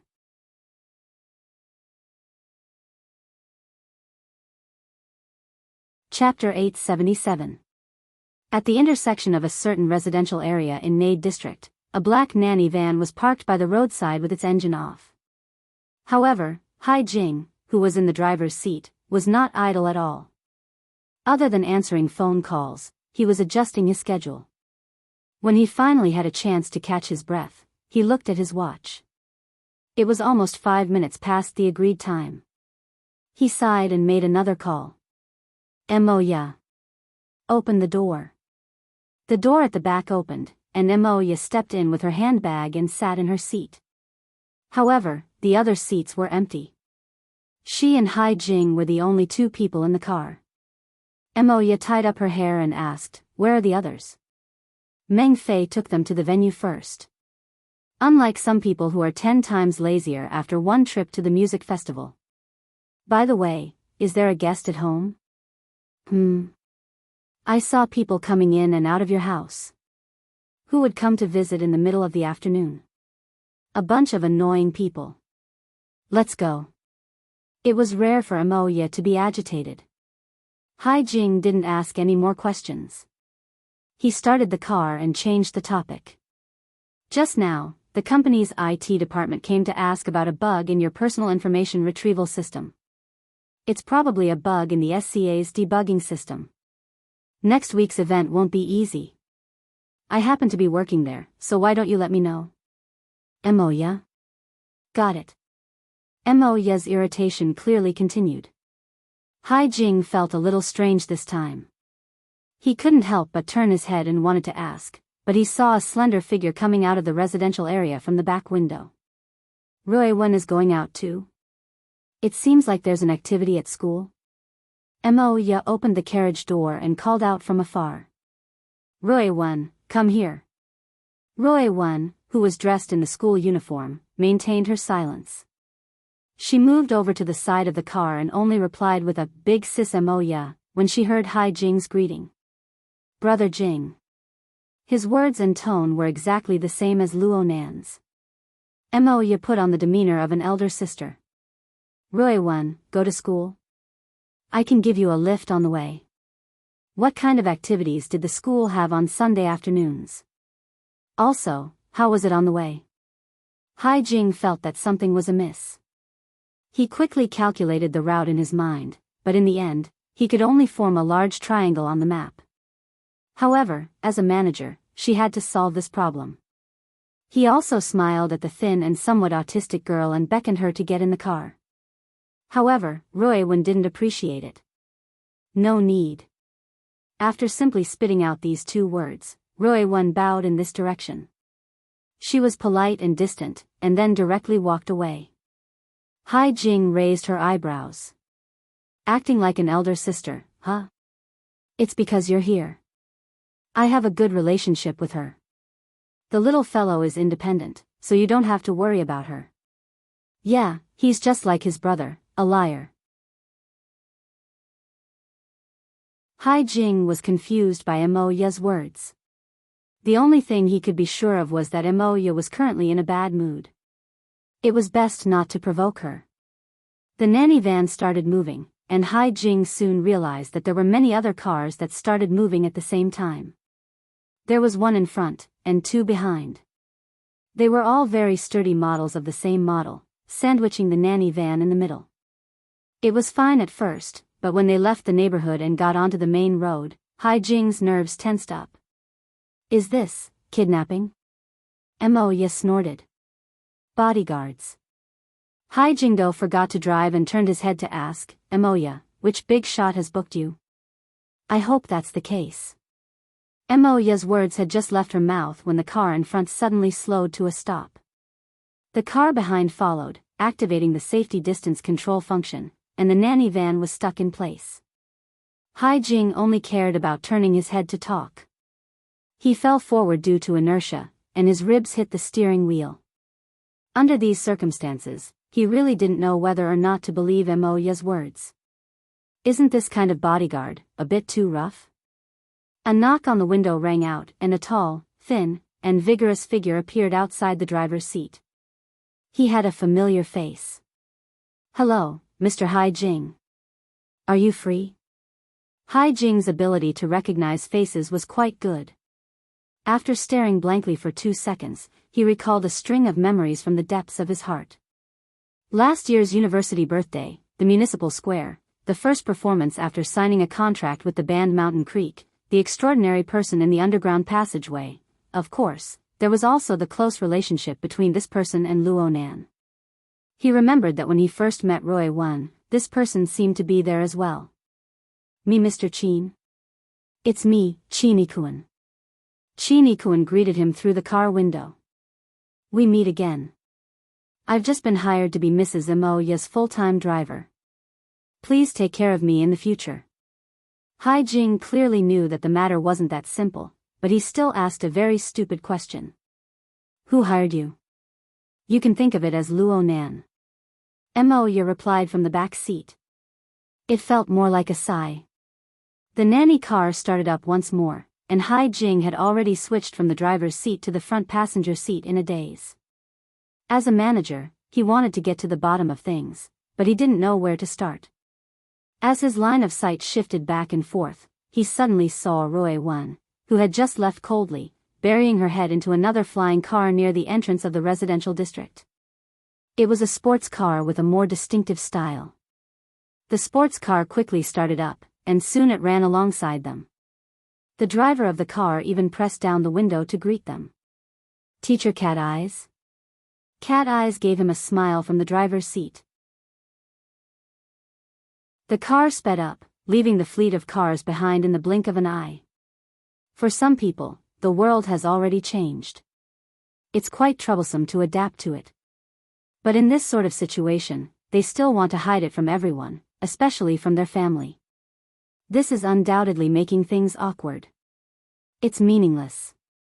Cat Eye's current state wasn't all that great after being tormented by her boss for quite a while in the wee hours of the morning. She let the car go into autopilot mode after entering the high-speed magnetic rail. She simply curled up in her seat and chatted with Roe-won. You also feel that it's very inconvenient, right? As long as those bureaucrats don't make mistakes, they won't be afraid to do things. So they lick up especially hard. It's very disgusting. Roe-won sat quietly in the front passenger seat, not responding to this sort of topic. Cat Eyes didn't mind either. Over there was the big boss, and over here was the small boss. The more she interacted with them, the more she knew that these two were unfathomable freaks. Of course, the small boss was a bit cuter. Cat Eyes reached out her hand to touch Roe-won's jade-like face as she thought this. But before her fingertips could reach Roe-won's face, the little girl in the front passenger seat was like a translucent bubble. She suddenly burst and disappeared. All that was left was a tiny ripple in the void. Oh, there was also the whisper she left behind. Thank you, Sister Cat Eyes. TSK. She's also an awkward child. Roe-won relied on Cat Eyes to leave her home normally. She didn't need to conceal anything in front of people who knew her inside out. She simply crossed the barrier of the void and stepped into the cloud world. She felt an abnormality the moment she entered this void. The stability of the void she was in was very questionable. It was as if many traps were buried beneath the surging flow of clouds and mist that could collapse at any time. The invisible depths of the void seemed to have turned into quicksand that was scoured by an underground river. It had lost the stability she had achieved over the years. Roe-won opened her mouth, wanting to call out to Luo-nan, who was somewhere unknown. But in the end, she didn't make a sound. She wasn't used to addressing Luo-nan as such. Brother. She didn't want to call him. Luo-nan wasn't polite enough. Therefore, her normal behavior was to completely forego addressing him and directly communicate with him. The transmission of sound waves was actually the least effective in the current situation. Roe-won was more used to using her mental senses to capture Luo-nan's location and directly teleport over, but the current situation didn't seem to be suitable. Roe-won suppressed the power she was used to. She simply pondered for a moment before turning her body. She didn't circle around the half-collapsed void traps. Instead, she directly plunged into them, allowing her body to sink into the depths of the unfathomable region. Roe-won entered the misty maze in the next second. The void barrier, which originally required the strength of an extraordinary to go all out in order to blast open, had already turned into a nearly rotten wooden board. Anyone could casually enter. Of course, this was only limited to the surrounding region. There was nothing much to say. This was the effect of Luo-nan's power. There was still a certain distance between Roe-won and Luo-nan right now. Luo-nan had already discovered her arrival, but he was unable to split himself for the time being. He had no way to greet her. Roe-won knew from this that Luo-nan's current situation wasn't too good. She pursed her lips and didn't make a sound. She followed her senses and made her way through the misty maze that had no concept of up or down. She hadn't been here for a few days, but this world gave her the feeling that there were some changes. The trillions of fragments seemed to be trying out some sort of new arrangement, but they weren't able to completely take shape. They were like a pot of thick rice soup, but there were some special textures in specific regions. For example, Roe-won saw the silhouette of a person. His skin was dark and heavy, and he wore combat clothes. He was wrapped within the thick mist. He seemed to be twitching, but his body was clearly restricted. The texture of the surrounding region wasn't of the rice soup type. Instead, it was more like a tangled ball of silk rope. To be exact, it was more like pieces of a spiderweb that trapped mosquitoes and flies. As for the person within the spiderweb, Roe-won didn't recognize him. The newcomer clearly sensed Roe-won's arrival. His eyes were half opened and half closed. He wanted to open them, but he couldn't. His arm was still struggling within the mist, but he was ultimately unable to break free. Clearly, his self-awareness wasn't enough to break free from this spiderweb-style confinement, as well as the deeper confinement strength. Roy Wen also noticed that there were several transparent needles piercing into the area of this person's head. The front end penetrated deep into the skull and even the other organs of the body. An extremely long thread extended from the back end of the needle. It was connected to a certain region within the misty maze. There was a rich and varied energy and information that flowed and exchanged between them. Roy Wen was soon convinced that the back end of the needle was Luo Nan's current location. She didn't pay any more attention to the figure within the spiderweb. She followed this guidance and continued to make her way through the maze. It didn't take long for the rough house that Luo Nan had constructed in the depths of the misty maze to appear before her eyes. It was just that most of the edges of the rough house had already melted away at this moment. It formed an extremely smooth and gradual transition with the sandstorm region even further away. The further she went, the fewer the flying fragments became. It felt more and more stable. As for the enormous withered tree in the centermost region, it was hidden within the flowing ash-gray mist. It was like the work of a photographer, but it was also like she was observing some virtual reality. Reality and illusion were tightly blended together. Chapter 878. In the end, Roy Wen's perception was extraordinary. She suddenly stopped halfway through. She stopped in front of an extremely blurry boundary and hesitated. If she went any further in, it would probably result in a bad influence. However, the summoning intent inside was very clear. Roy Wen hesitated for a second, but in the end, she still stepped forward into the area ahead. Fine waves gently rippled out following Roy Wen's movements, forming marvelous ripples in the void. Horizontal and vertical waves rose and fell, dense and alternating. They reverberated back and forth, erasing the surface color of the mist. This scene, which was originally a relatively simple fusion of the virtual and the real, suddenly had many blurry silhouettes and colors. It was like a projection that wasn't quite successful. Layers and layers interweaved together. Roy Wen also saw that there were a few structures that were already relatively clear. They were similar to mountain peaks, rivers, buildings, and even more refined vehicles. They suddenly collapsed, and then they were reconstructed under the push of some sort of continuous but relatively chaotic force. It was just that there was already a clear difference from the scene before her. And so, Roy Wen knew that Luo Nan should have some new ideas and new harvests in the construction of his sandwich domain. But she could tell from this part of the scene that his results were still relatively weak. The boundary between the real and the imaginary was not clearly sorted out. It was quite sensitive to external stimuli, and its internal structure was not clear enough.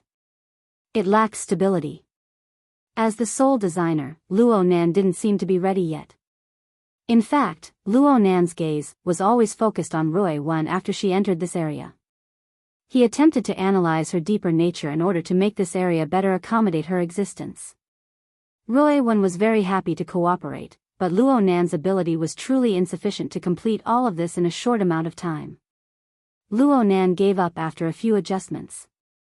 Roy Wen also took the initiative to restrain her energy and adjust her state. She made herself closer to nothingness in order to avoid bringing even greater stimulation to this area. And so, Roy Wen entered the space of the withered tree. This space completely imitated the structure of the withered tree of the real world.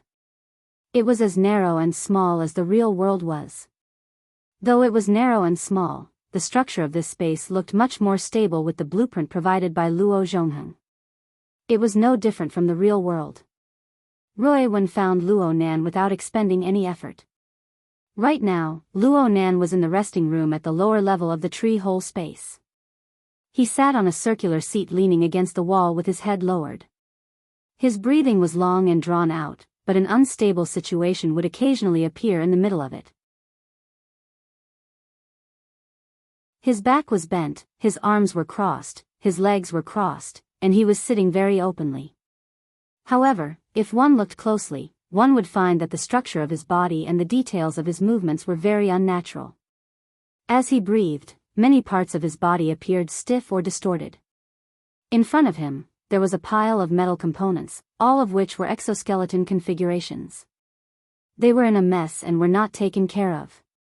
Blood stains could also be seen in the messy pile of spare parts. His injuries are very serious, Ruiwen stated the facts directly. Yeah. Luo Nan gave a simple response, but he didn't raise his head. In fact, his spine was injured, and normal movements were extremely strenuous. His voice was hoarse and weak. Ruiwen didn't say anything more.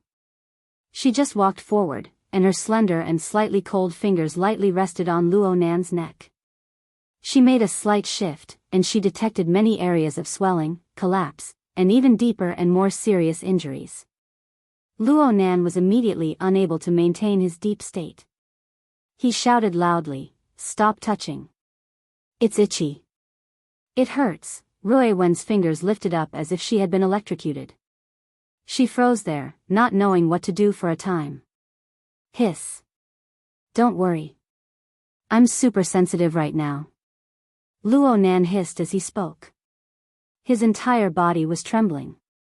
Right now when he opened his mouth to speak, his entire internal organs twitched slightly. However, there were some things that needed to be explained clearly. The main thing is that the perfect body created by the lamination interference isn't that easy to bear. It was so fun to bully people just now, but now the backlash is life-threatening. I'll help you reposition it. Ruiwen didn't participate in Luo Nan and Dean Wan's academic research process, so she didn't really understand what a perfect body was. However, she discovered that there were over a dozen bone fractures on Luo Nan's body from her rough observations just now. His internal organs were also displaced and damaged. If Luo Nan was a normal person, he would already be struggling for his life in the ICU.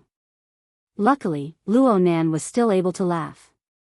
He really was laughing. Wait a moment. Let me memorize everything first. Ruiwen still didn't understand.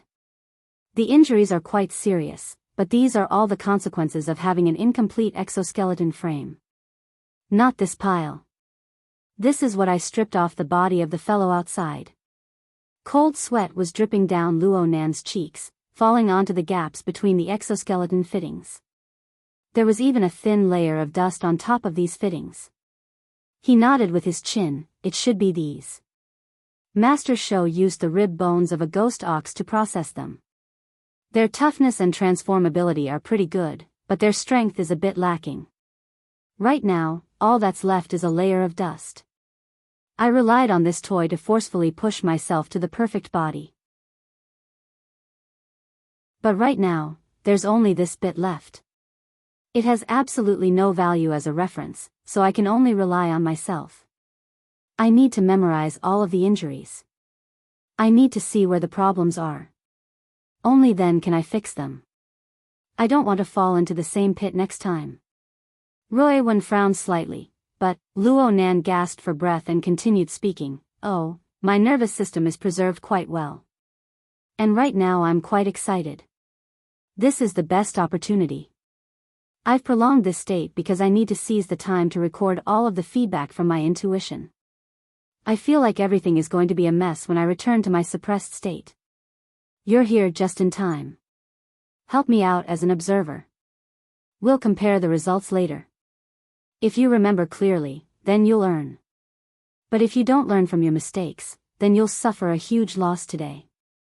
Ruiwen could see that Luo Nan was indeed in a rather excited state right now. Though his injuries were serious, his mood was quite high, so much so that he was especially talkative.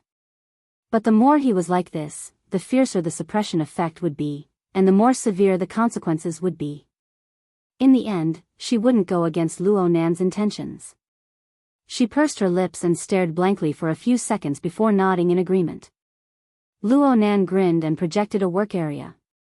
Many important details had already been recorded on it. There was also a simple drawing of the human body. The words and text were combined, matching one to the other. Clearly, he had spent quite a bit of effort.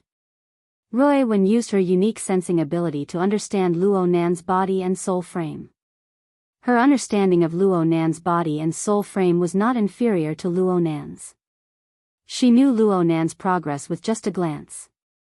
He could even find some deviations from his own senses, so he pointed them out one by one. Her ability to describe was quite bad, but Luo Nan was quite alert. As long as she pointed to a location, he would be able to quickly correct it without needing to say much. Oh.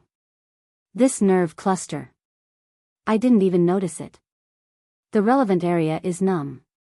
Luo Nan gave her a thumbs up. You've written the words very properly. Clearly, Luo Nan strove to construct a relaxed atmosphere. It was just a pity that Roy Wen's sharp perception could easily cut through all of his disguises. You've worked hard. How can it not be tiring to be injured? It must have been really good in front of you. What I'm saying is... Roy Wen needed to think about what to say. You've been working very hard with me here. Luo Nan didn't find her words strange. It was just that when he wanted to console her, sweat soaked into his eyes. His eyes were unbearably dry, and he cut a rather sorry figure for a time. Roy Wen immediately reached out to help him wipe it away. Her fingertips didn't touch his pupils, but a cool and refreshing feeling pervaded the air. This move is called Sword Energy Eye Cleansing, right? Luo Nan continued to liven up the atmosphere, then he explained, you've seen the structure outside. It's true that it was quite tiring to bring you in this state, but your control is excellent. It's much better than I imagined. Plus, I wanted you to come over for the sake of continuous improvement. Right now we're in the stage of collecting data and endlessly experimenting. Speaking of which, do you understand the structure inside? A little bit. It's really troublesome. You've been injured all this time. That's not the right way to describe it. You should say that the existence of this half-baked domain is a constant burden for me. But you need to see that the benefits inside are enormous. Luo Nan needed to give Roy Wen an explanation of the current background. Have you discovered yet? Right now, the core of the domain I've set up around the dead tree is solid. Even though it's also a sandwich biscuit, it basically continues with the balance that you saw last time. I'm talking about relative balance. But the outer region is something I've set up on the spot. Let's call it virtual reality for the time being. It's basically pieced together randomly. But there's really no other way. If I don't do this, a lot of messy energy won't be able to leak out. In addition, I need to use this to deceive people. I need to deceive a lot of people. Roy Wen immediately thought of the outer region, the fellow who was entangled in the spider web. It's just one of them. A test subject. I won't go into the details. In short, I've already become the target of public criticism due to my not-so-smart actions this morning. Many people want to pull out my tendons and flay my skin. I definitely can't beat them head-on, so I'm using this method to trick them. Yeah, I'm trying to trick them. You're using this? Roy Wen showed a rare display of straightforward doubt towards Luo Nan. Cough. You can't really win people's trust, right? Right now, it really doesn't look good. The logic is chaotic, the rules are incomplete, and there's even some messy interference of consciousness.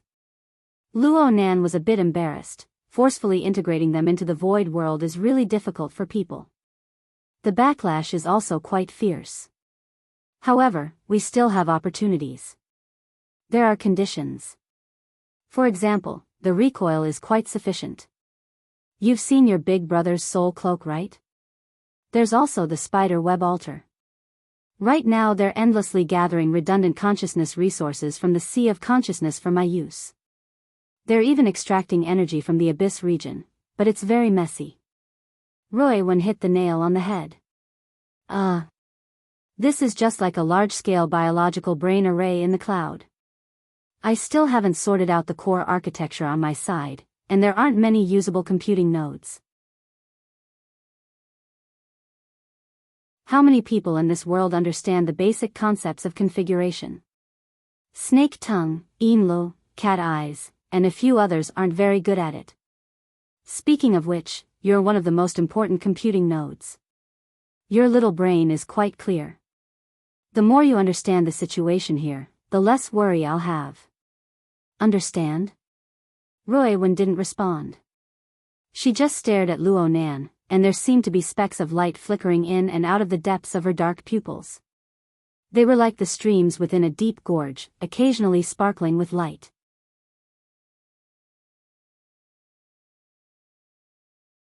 Chapter 879. Actually, the previous conversation between the two did not affect the progress of Luo Nan's bug catching for his injuries. They naturally entered a state of concentration similar to that of multicore parallel processing.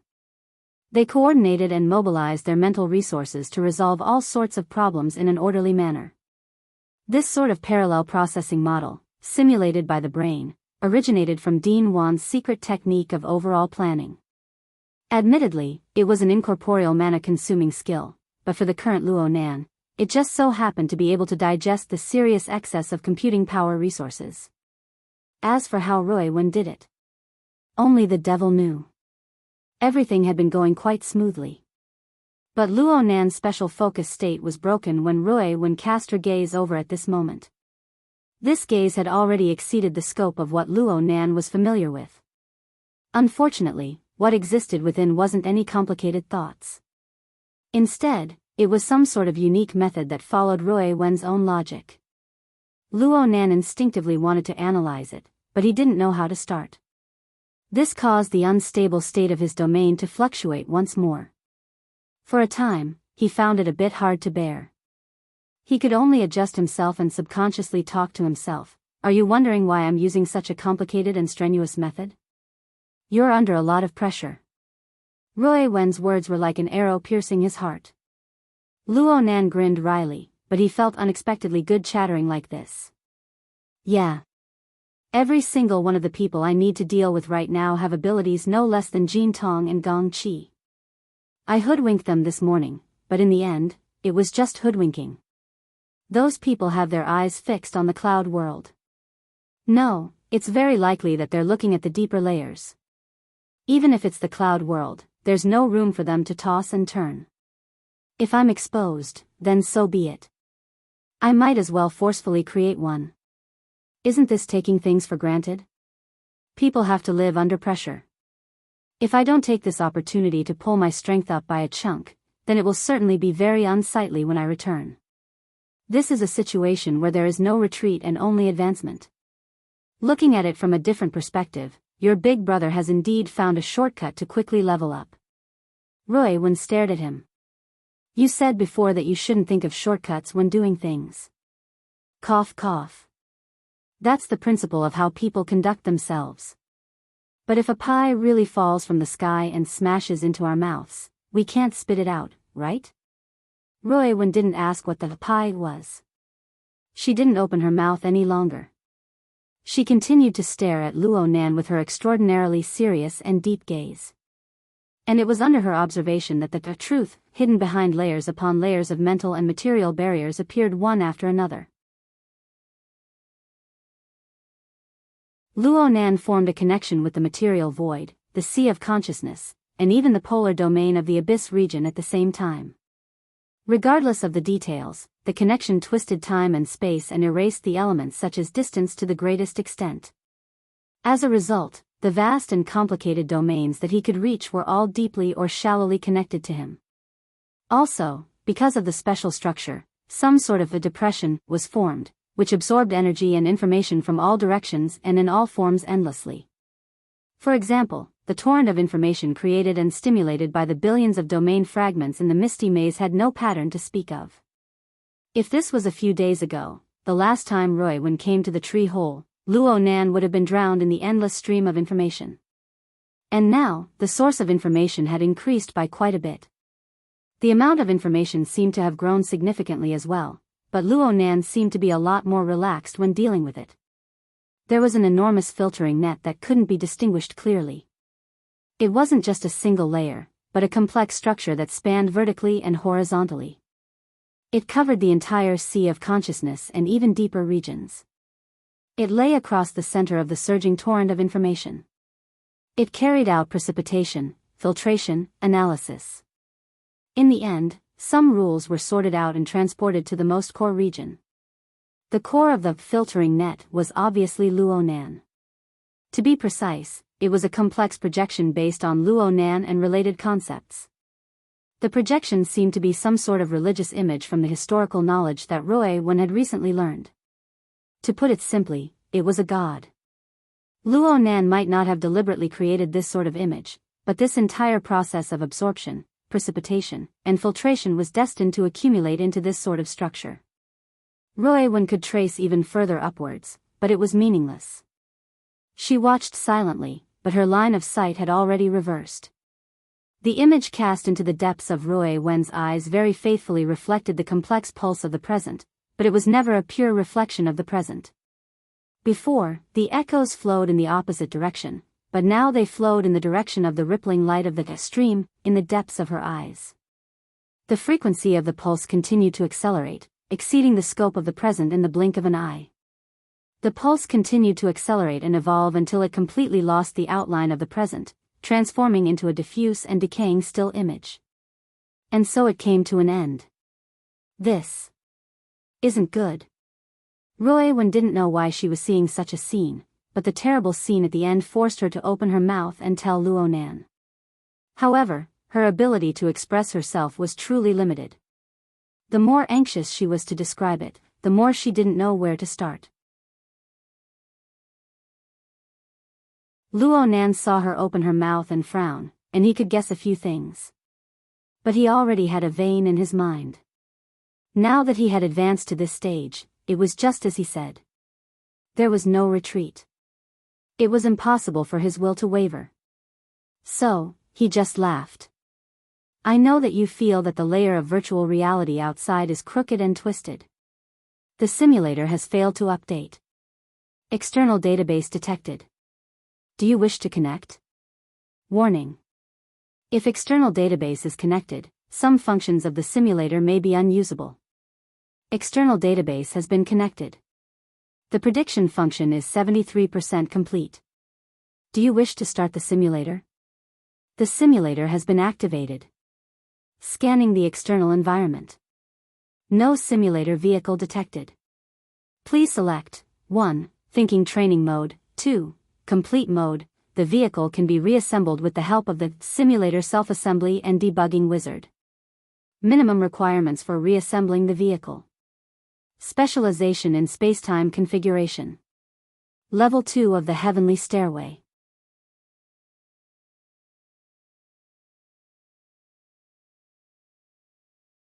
Chapter 880. Why was it that meat pies fell from the sky? It was fine to just look at the lowest requirements. Of course, this was just a joke.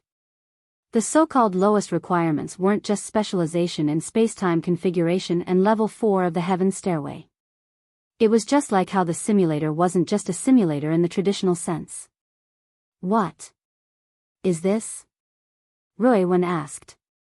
This was a matter of course. The interface that suddenly popped up in the information window was filled with alien characters. Anyone would be confused. Luo Nan had said before that he needed Roy Wen to understand more about the situation, so there was no need to hide anything. At most, he would omit a few details that would take a lot of effort to explain. You can think of it as the inheritance my parents left behind. Ah no. One of the precious treasures they left behind. Of course, it also belonged to my grandfather. Remember what I told you before? There are many traces on our planet that belong to a certain or even multiple advanced civilizations. Looking at it from the current situation, even though grandfather and mom and dad can't be considered true pioneers, they are extremely powerful discoverers and translators. They excavated many resources that originated from advanced civilizations and transformed them into resources that we can use. The tree hole space we're in is like this. The mist maze that hasn't been successfully developed is like this. The virtual brain system you see right now is also like this. You can't understand the characters on it, right? There's nothing I can do about it. It's an alien language. Speaking of which, the virtual brain system is far too complex. I haven't completely understood it yet, so I won't go into details for now. Right now, all you need to know is that I just activated a new function from within. It's extremely useful for the current situation. Roy Wen was the best listener. She didn't utter a single word during Luo Nan's long speech. She just listened attentively and watched attentively. It was as if Luo Nan was the only person in the world. There was no need to doubt that she would miss a single shred of information. Luo Nan gestured to Rui Wen to shift her gaze from his face to the projection area. The virtual brain interface. The central virtual brain galaxy had a structure of millions and millions of stars. It was very complex and dazzling.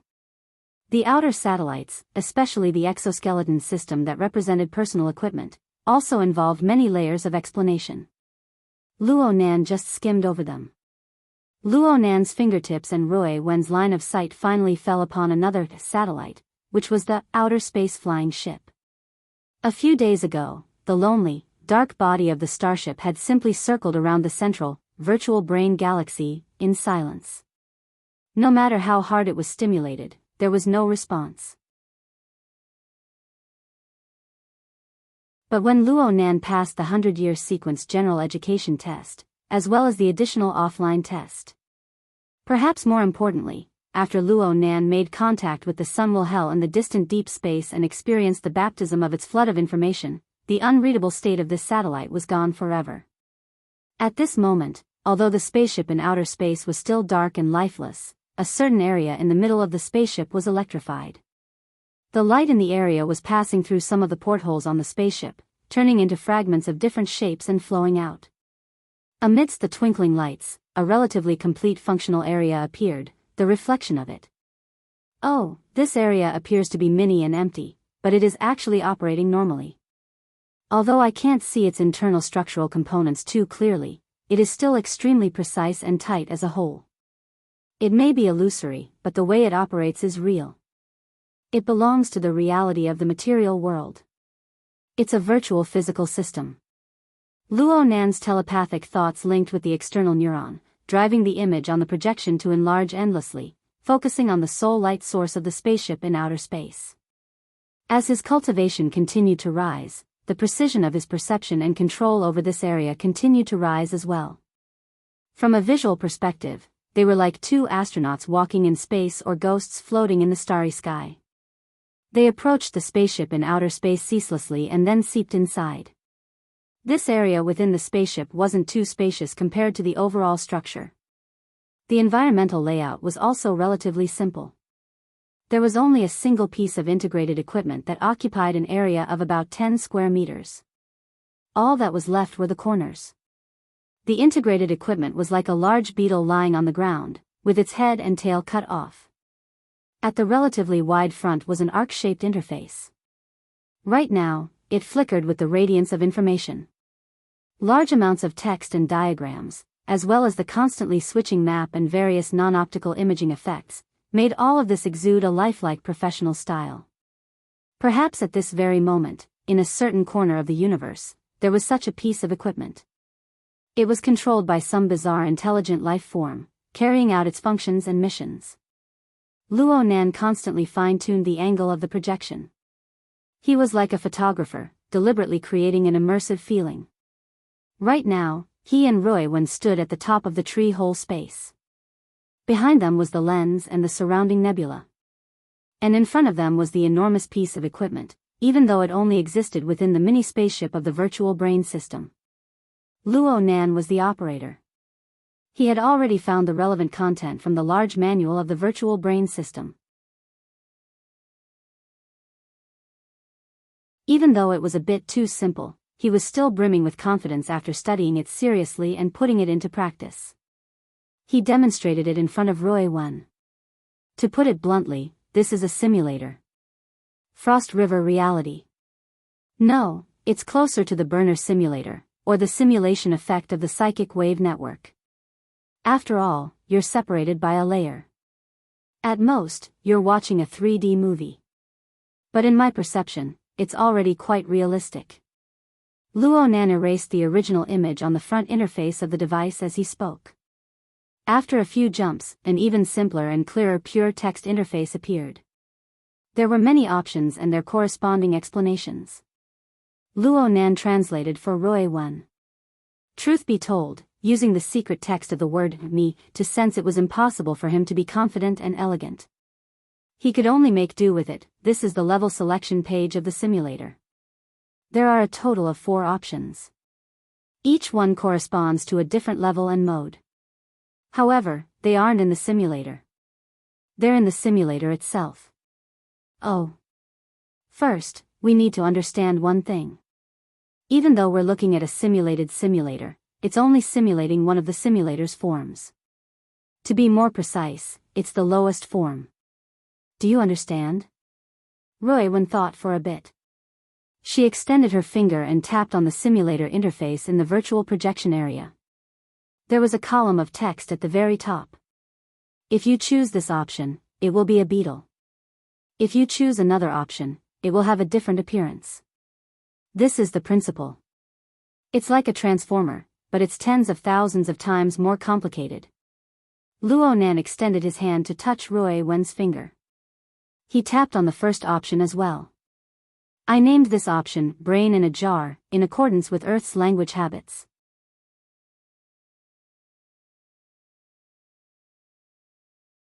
Chapter 881.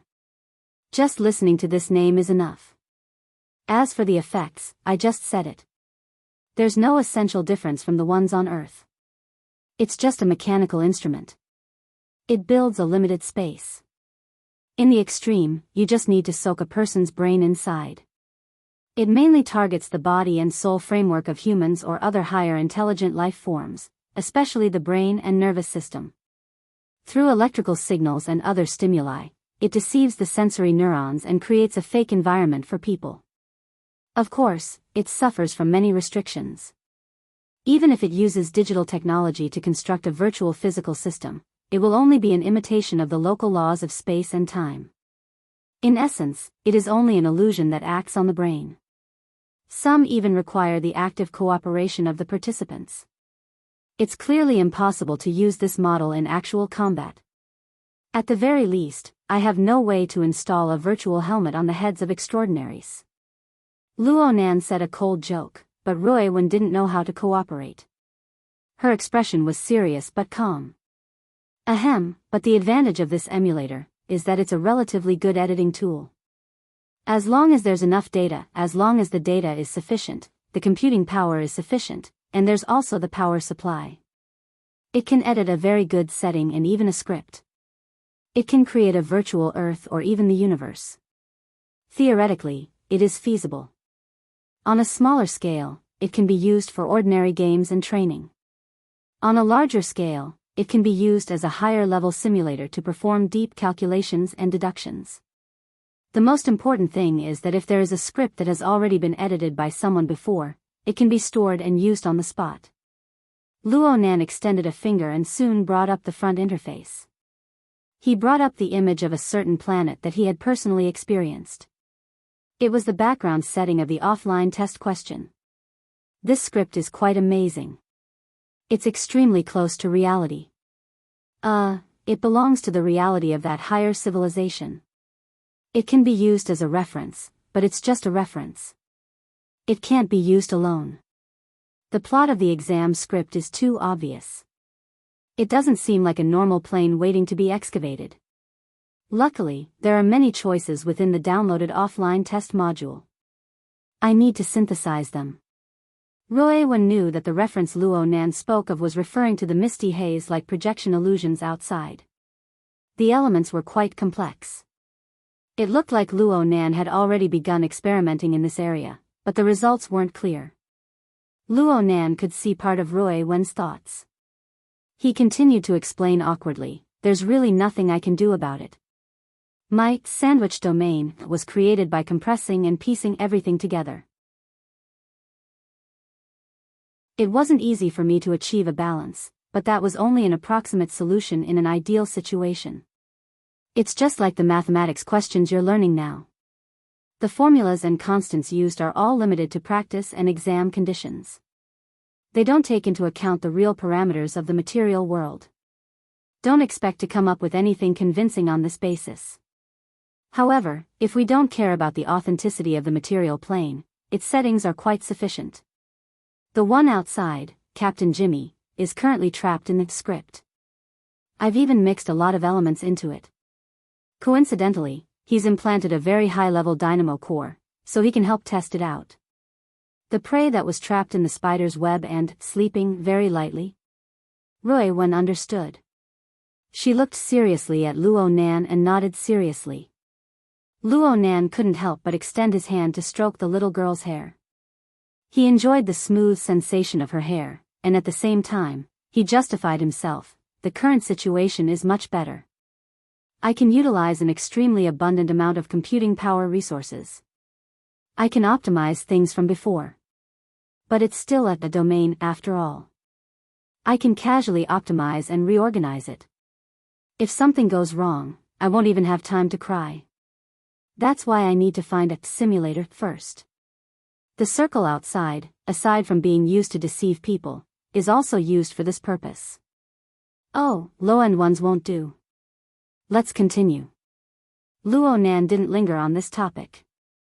His fingertips repositioned the front interface and slid down to the second topic. Let's call this topic space-time fault for the time being if we translate it. The materials used for this simulator are quite high-end.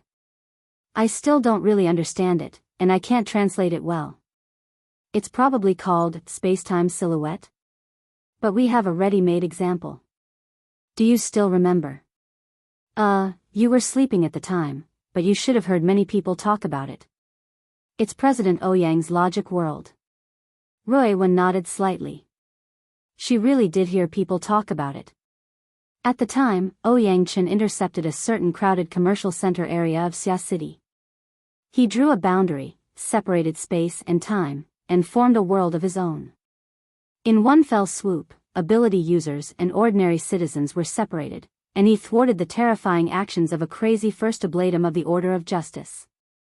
Although the enemy Ouyang Chen dealt with at the time couldn't be considered a true powerhouse, this sort of method was still one of the most astonishing and absolutely brilliant performances since the era of distortion. Let's say, all streams return to the origin. President Ouyang's logic world can be said to echo with a simulator of this level. Even though the specific methods and applications are different, the core train of thought is relatively the same. It mainly targets the structure of space and time itself.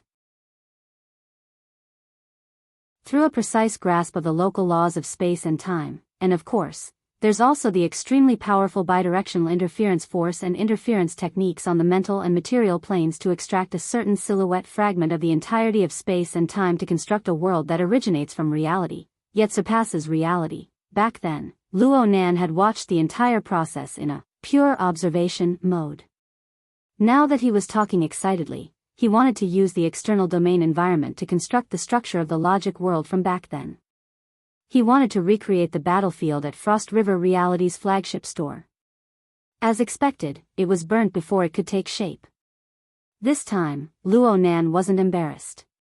The degree of rigor of the logic world structure and the inconceivable details filled in under this rigor. Even though Luo Nan's experience had increased by 100, 1,000 times, he had never seen a second logic world like this. President Ouyang was able to accomplish this. Aside from his profound attainments, he relied to a considerable degree on the psychic wave network that covered Xia City.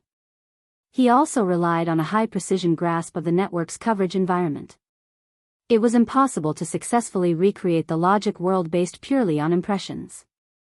Plus, although the logic world was good, it wasn't practical for Luo Nan. Consumption is one aspect.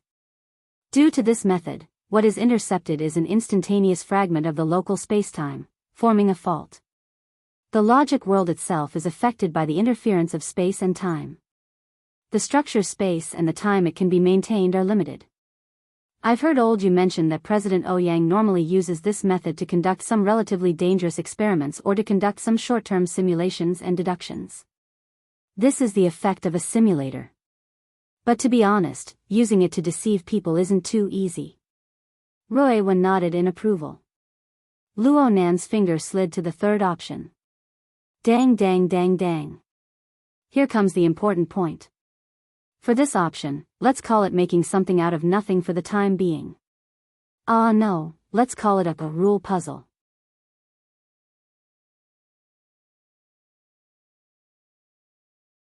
Chapter 882. Luo Nan continued to follow the order of interpretation from before. After translating the options, he pointed out the materials used for this level of the simulator. This is easier to translate. It says that the raw materials used for processing are the space and time we reside in itself. He. Even though he had already experienced it once, suddenly speaking such big words gave him a very reckless feeling. Ruiwen didn't laugh. She had an appearance that made sense. Luo Nan felt that he couldn't stay calm anymore. He could only cough once to wipe away the awkwardness that had arisen once more. He also maintained his elder brother's dignity and continued to operate on the front interface. Luo Nan was different from just pointing at the first two items. He opened the third item's secondary interface. The first item was densely packed with explanatory text. There were a few complex diagrams mixed within. There were also formulas and the like. Luo Nan had already researched this before. The large sections of explanatory text here weren't very friendly to a half-baked translator like him. They also exposed his shortcomings in the area of pure theory. This wasn't something that could be made up for in a short period of time. So he quickly skipped over it and entered the more complex, continuously changing, and completely unfixed graphical interface. What you see right now and what I perceive in the system are actually two different things. Just like how the material world we see is not the same thing as true existence. I can use my mental senses in the system to capture even more dimensional structures. What appears before our eyes is just a projection of one end of the complex structure of space and time. You should understand this. Ruiwen really did understand. Her intuition regarding the structure of space and time even surpassed Luo Nan's. She was able to estimate the approximate panoramic view after looking at one end for a long time. Inside, it was a mess. Luo Nan was immersed in this chaotic scene. He was even a bit intoxicated. A three-dimensional life form possessed a pseudo-three-dimensional vision structure and an illusory spatial imagination. Only a character like Luo Nan, who possessed an extremely powerful mental sensibility, could view the structure of space and time with this material foundation. The more he could do it, the more he could feel the endless mysteries and beauty within. A direct observation of the structure of space and time. Just this sort of simulation is already a huge gain. Luo Nan's attainments in the configuration of space and time could already be applied to actual combat. He had gone through the 100-year sequence and the additional questions to verify that he had indeed reached a considerable level. However, the anatomical diagram presented in the simulator was still quite shocking. Every time he observed and sensed it, he would have a brand new experience. In comparison, the real local space and time was so vast that there was no end to it. The mist maze, on the other hand, was too broken. That was just a simulation. What kind of splendid scene would it be if the real space and time were dissected into this? Yes, in order to create this simulator, the basic requirement is to dissect the local spacetime, cut the complete spacetime into suitable materials, and reassemble it with the method of configuration, changing the rules and laws. In fact, once it is cut, it is the change of nature, and all kinds of changes are contained within. Luo Nan spoke of these things as if he were cutting a cake. However, time and space were ever-changing, and the laws were hazy. It was hard to change. It was not some plasticine that could be molded however one wanted. One had to have the awareness of competing with the vast universe. Even someone as strong as President Ouyang had to rely on the foundation of the psychic wave network, utilizing multiple conditions on the mental and material planes to realize the masterpiece of the logic world. For instance, the powerful thought process of erasing the old rules and scribbling new rules required the support of a powerful bidirectional interference force between the material and the material plane, an extremely brilliant interference technique, and a spacetime configuration design ability that far exceeded the standard. No matter how enormous Luo Nan's accumulated soul strength was, no matter how much power the altar spiderweb had, it was impossible to forcefully bend the local space and time to complete a precise configuration.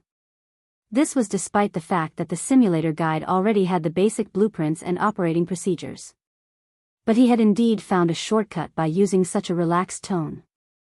He didn't need to forcefully distort, cut, or dissect the structure of spacetime because he had substitute materials. He had an inexhaustible supply of them. We have the mist maze. Luo Nan's voice seemed to be refracted and reverberated within the trillions of domain fragments. These fragments are a bit finer, but they are essentially no different from the structure of spacetime. I can completely use the sandwich domain to infiltrate and guide them in. Not only can I arrange and combine them at will, but the rejection is also extremely low.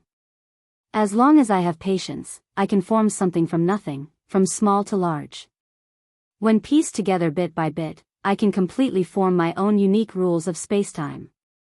He even gave an example in order to increase his persuasiveness. For instance, the 70 Format Research Institute. Wasn't my mother piecing together bits and pieces of domain fragments? Of course, she should have done some dimensionality reduction processing. The area she assembled isn't a particularly standard structure of spacetime. There's a bit of a discontinuity to it. But there are many details that are worthy of in-depth research. We need to properly refer to them. Those thieves only took away the equipment, but they left the most valuable wealth in place. They can't take it away, right? Luo Nan didn't wait for Roy Wen to respond. His eyes sparkled, and he spoke faster and faster. There's also that Luo Yuan, the fellow who claims to have some secret dealings with the goddess of fate. Even though he didn't admit it, there's a 99% chance that he's in the depths of the mist maze. It's also possible that we haven't explored the edge zone yet. He monopolized a domain fragment with an enormous volume, becoming the capital for his fortune. We don't need to evaluate his luck and methods, but we can completely learn from them. Who knows how long it'll take to piece together a dimension that everyone is satisfied with. But if we have a better foundation, have a deeper understanding, and then make up for it, won't the efficiency be greatly increased? Luo Nan had already pondered over this idea 1,000 times in his mind.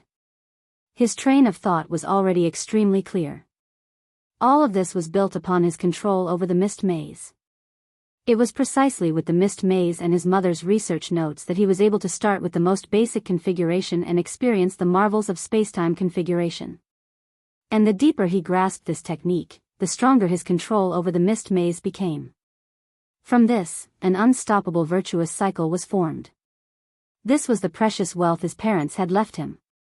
It was something he would never be able to fully use in his lifetime. Luo Nan never believed that he was some sort of genius. Most of his current accomplishments were built upon the foundation of his grandfather and his parents' generous gifts. He understood this point clearly, and at the same time, he had more reason to utilize this wealth to the extreme. Luo Nan pulled Roy Wen to turn around to look at the surroundings of the lens. There was a ring of fluctuating nebula that was faintly fluctuating. The flashes of the stars seemed to become exceptionally bright and clear within the glowing mist.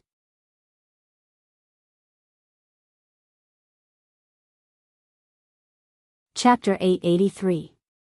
Roy Wen understood without Luo Nan needing to explain. As mentioned before, although the lens was the main body, the most core creation, every shining star in the surrounding nebula was a rarely seen creation of the laws of the misty labyrinth. They were all marked with relatively large structures. Picking out the cornerstone fragments from within was undoubtedly the most efficient choice.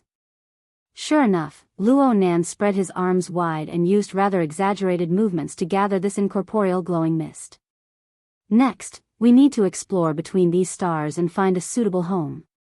Roy Wen let out a light yep in response. Perhaps if Luo Nan was a bit colder, Luo Nan wouldn't need to take out such exaggerated actions to tease a child. Maybe he would go from bad to worse.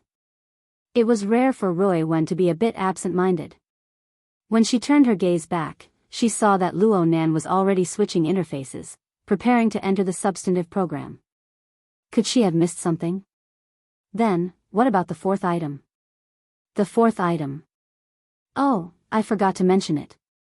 Luo Nan's expression was a bit downcast. But there's nothing much to say. It's not that it's not important. It's just that we don't need it for now. I call this item the celestial landscape. You can say that I'm using Grandpa's formatting theory as a footnote. Many of the basic theories inside are related to the interaction between heaven and earth and the self-format. It should have a corresponding relationship with the extraordinary domain that we're used to talking about. It's just that I didn't explain it too clearly. The corresponding simulators are all auxiliary designs, but the requirements to use them are off the charts. I haven't studied them thoroughly yet. Roy let out an "oh" and didn't say anything else.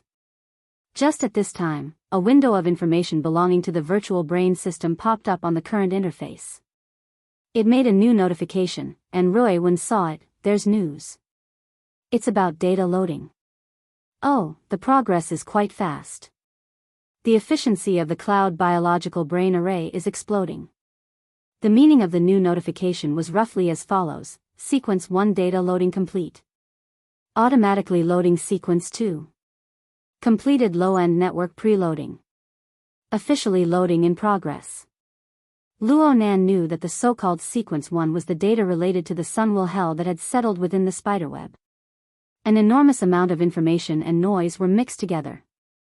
Luo Nan tossed and turned for several days, but the analysis progress was still extremely slow. But Luo Nan erected a statue of a god atop the altar spiderweb, realizing the integration. Under the support of powerful computing power, the progress bar was pulled to the bottom in the dozen or so hours. As for Sequence 2, Luo Nan recalled earnestly for a moment before remembering. This was from the disciple of veteran hand, Wu Li. Luo Nan had linked the question board in his hands to a certain data center in Ban City. Luo Nan had finally collected this information. The source should be a part of a large data collection project of a large power. In the modern information society, this type of database also had an explosive amount of information. It was time to make good use of it. Sequence 2 data loading complete. How many seconds? 2. Luo Nan was a bit stupefied. The difference in mass. Did it need to be that obvious? Of course, from the information provided by the system, the external neuron had already been downloaded from the data center before it was officially loaded with Sequence 2's information. It was likely that the external neuron had already copied the entire set and was only now officially loading the analysis. This avoided the limitations of the Earth-level data center hardware, and with intelligent, idle operation, it created a stunning effect. But no matter what, Luo Nan was reminded by the intuitive comparison of over 100 hours and 2 seconds. Compared to the flood of data from the Sunwell Extreme Prison, the reserves of the Earth-level data center were on a completely different level. The Sunwell hell was impossible to quantify, but Sequence 2's massive amount of data allowed Luo Nan to estimate an approximate value range. Using this reasoning, Luo Nan seemed to have underestimated the computing power gathered by the altar spiderweb and the ability level of the brain array formed from it. This kind of ability really exceeded his expectations. 5 days ago, the Wraith sign pulled the altar spiderweb with the help of the daytime nightmare. It planted a hint in the subconscious of billions of living beings across the globe that were affected, establishing a connection. Luo Nan never asked for it, nor did he expect it to do anything through this connection.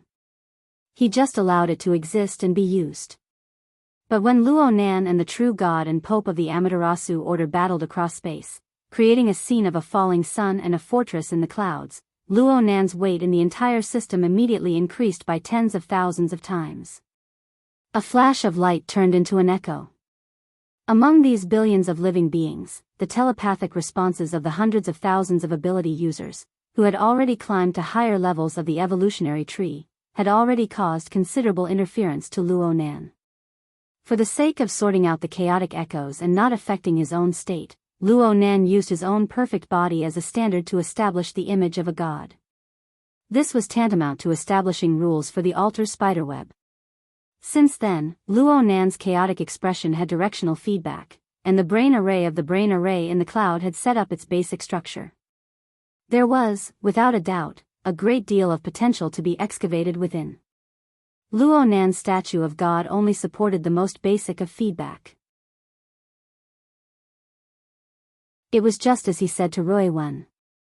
He didn't even understand the core structure, let alone anything else. Luo Nan was able to realize a leap in computing power. On one hand, it was abundant to the point of overflowing computing power.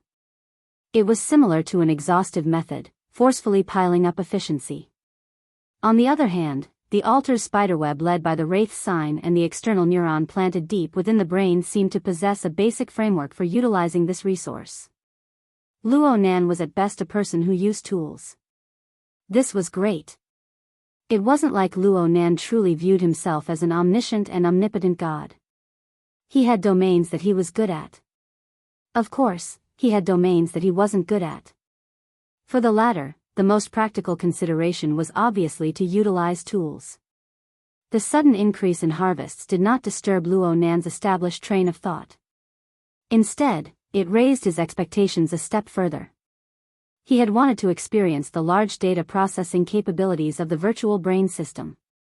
Now was the time. Luo Nan's fingertips swiped across the interface in front of him. He did not directly enter the rule jigsaw puzzle. Instead, he first clicked on the brain in a jar. Before developing a large construction project, he needed to make a solid design blueprint.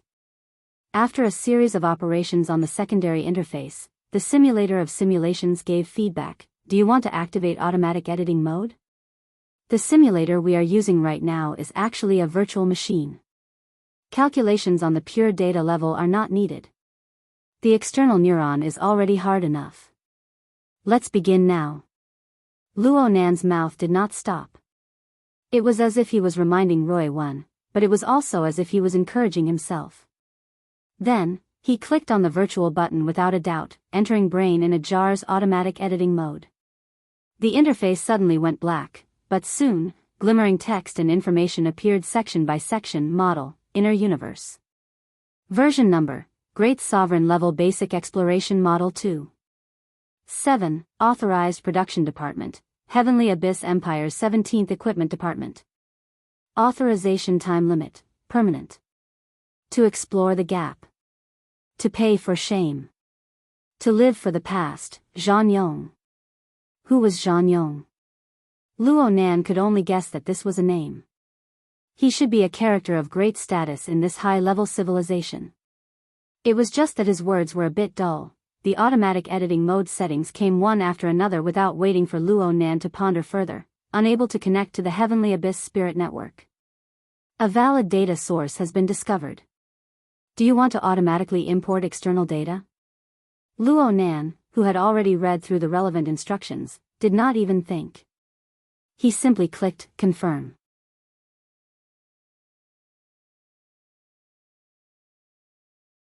Chapter 884. It was the 12th of May in Ban City. This day seemed especially long. In the eyes of relevant people, this day had been divided into many events from morning to night. Ever since the Fusang Divine Tree system covered Ban City, experts from all walks of life took turns. There was no need to mention people like the Pope and Mr. Mo. There was also a high-level extraordinary level conference.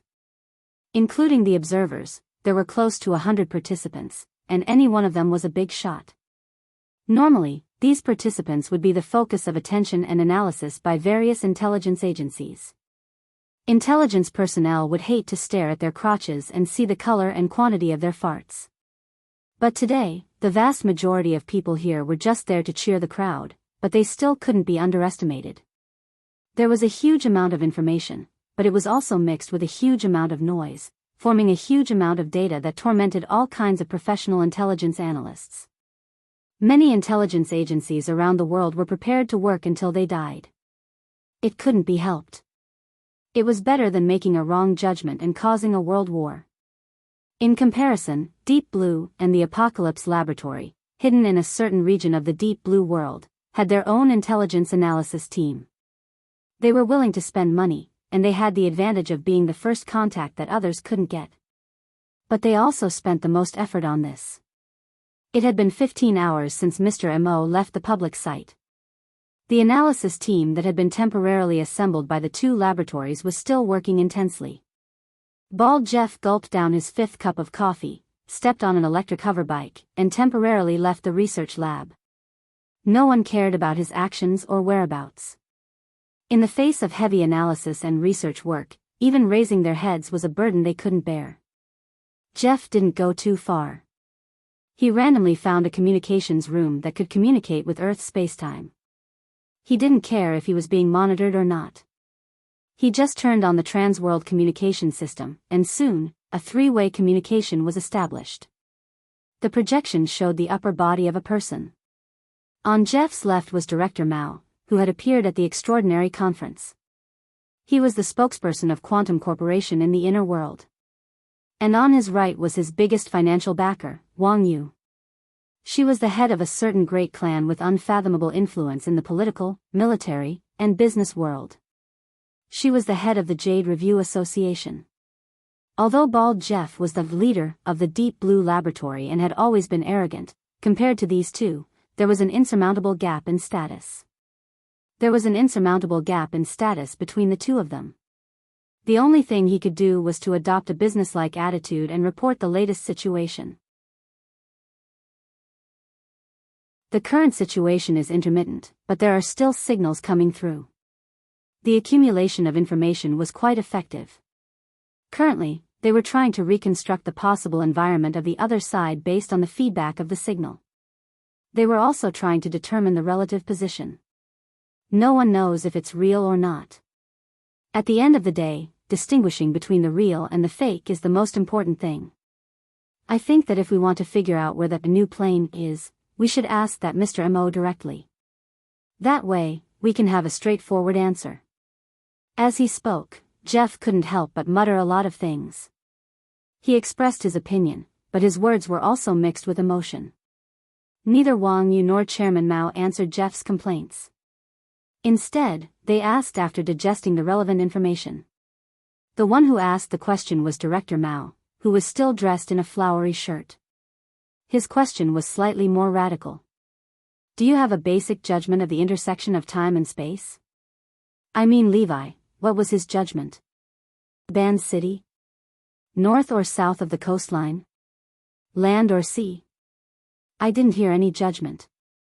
No? Director Mao narrowed his eyes. The bloodline and the excavation mission are his treasures. He can't wait to fill them with resources. Everything is laid out in front of him. Why isn't he saying anything? Bald Jeff shrugged. I haven't seen him for 7 or 8 hours. Last time, it seemed like he was still paying attention to Xia City. I'm not too clear about the specifics. Xia City. Director Mao muttered. On the other side, Wang Yu just smiled, watching Director Mao and Jeff communicate. Director Mao relied on his understanding of Li Wei to make a judgment. Circling around Xia City all the time. Is his attitude conservative, or does he have a plan? No one answered him. Director Mao wasn't here to perform a one-man show. He pulled Wang Yu along, ignoring the surveillance, and opened a cross-border communication channel. In addition to understanding the information, he also needed to have a clear attitude. So, he suddenly changed the topic. He didn't even care about the awkwardness. Speaking of having a plan, Wang Yu, you're taking your time. Are you still planning to hold the high seas auction? Wang Yu was still smiling, but her tone was very certain. Of course. There are even more people looking forward to it. Really? Mr. Mo can't figure it out. From Luo Nan's perspective, there might be unexpected harvests. Quite a few people think so. Luo Nan. It's time to mull things over. Also, Director Mao, your extraordinary conference played beautifully with the adjournment, but it stifled people quite badly. I heard that quite a few people believe that the conference will resume on the day of the auction. They can invite the parties involved to have a detailed discussion face to face. Perhaps they can reach an agreement on cooperation on the spot. Director Mao laughed. It's also possible that a world war will break out on the spot. That's why it's in the high seas region. No. It's too close to my vacation island. Wang Yu made small talk. This is a major event related to the new plane. Director Mao, it's unjustifiable for you to hold the idea of staying out of it. It seemed like a casual conversation, but it involved an extremely serious core. As for how serious it was, the two people participating in the conversation had different understandings. Director Mao also made small talk. He led the change of topic. Speaking of the new plane, there's also Xia City. I've reminded you. There's a matter. Oh. Wang Yu maintained her smile. A sudden inspiration would not appear so openly in this kind of conversational setting. The other party must be referring to something. Sure enough, Director Mao soon snapped his fingers. Your side recently funded a research project. I think it's called something called Comparison of Aberrant Ecology. The preliminary conclusion is quite eye-catching. Aberrant ecology? Wang Yu pondered for a moment and nodded. There's something like that. However, I'm just one of the natural sponsors. I'm a private investor. On the other hand, Quantum Corporation is the institutional sponsor. The ratio is quite impressive. I'm not sure about that. Why don't you tell me about it? Wang Yu's smile deepened. The specific content is a comparative study of the ecology of the volcanic region southwest of Spring City and the wilderness surrounding Xia City. The research itself is fine, but the most eye-catching part is that a bold conjecture was made on the basis of the research. I'm not sure if the conjecture can be verified or not, but it's very much in line with my common sense and aesthetics. It's just as the beautiful lady who gave the report said. A wheel, a giant wheel, has rolled over the space-time we are in. The rear wheel is in Spring City. The front wheel, Xia City, has already heard the sound of thunder. You're tuning into the Dreamy Love Stories YouTube channel. Don't forget to subscribe and join us on this journey to catch the most captivating stories.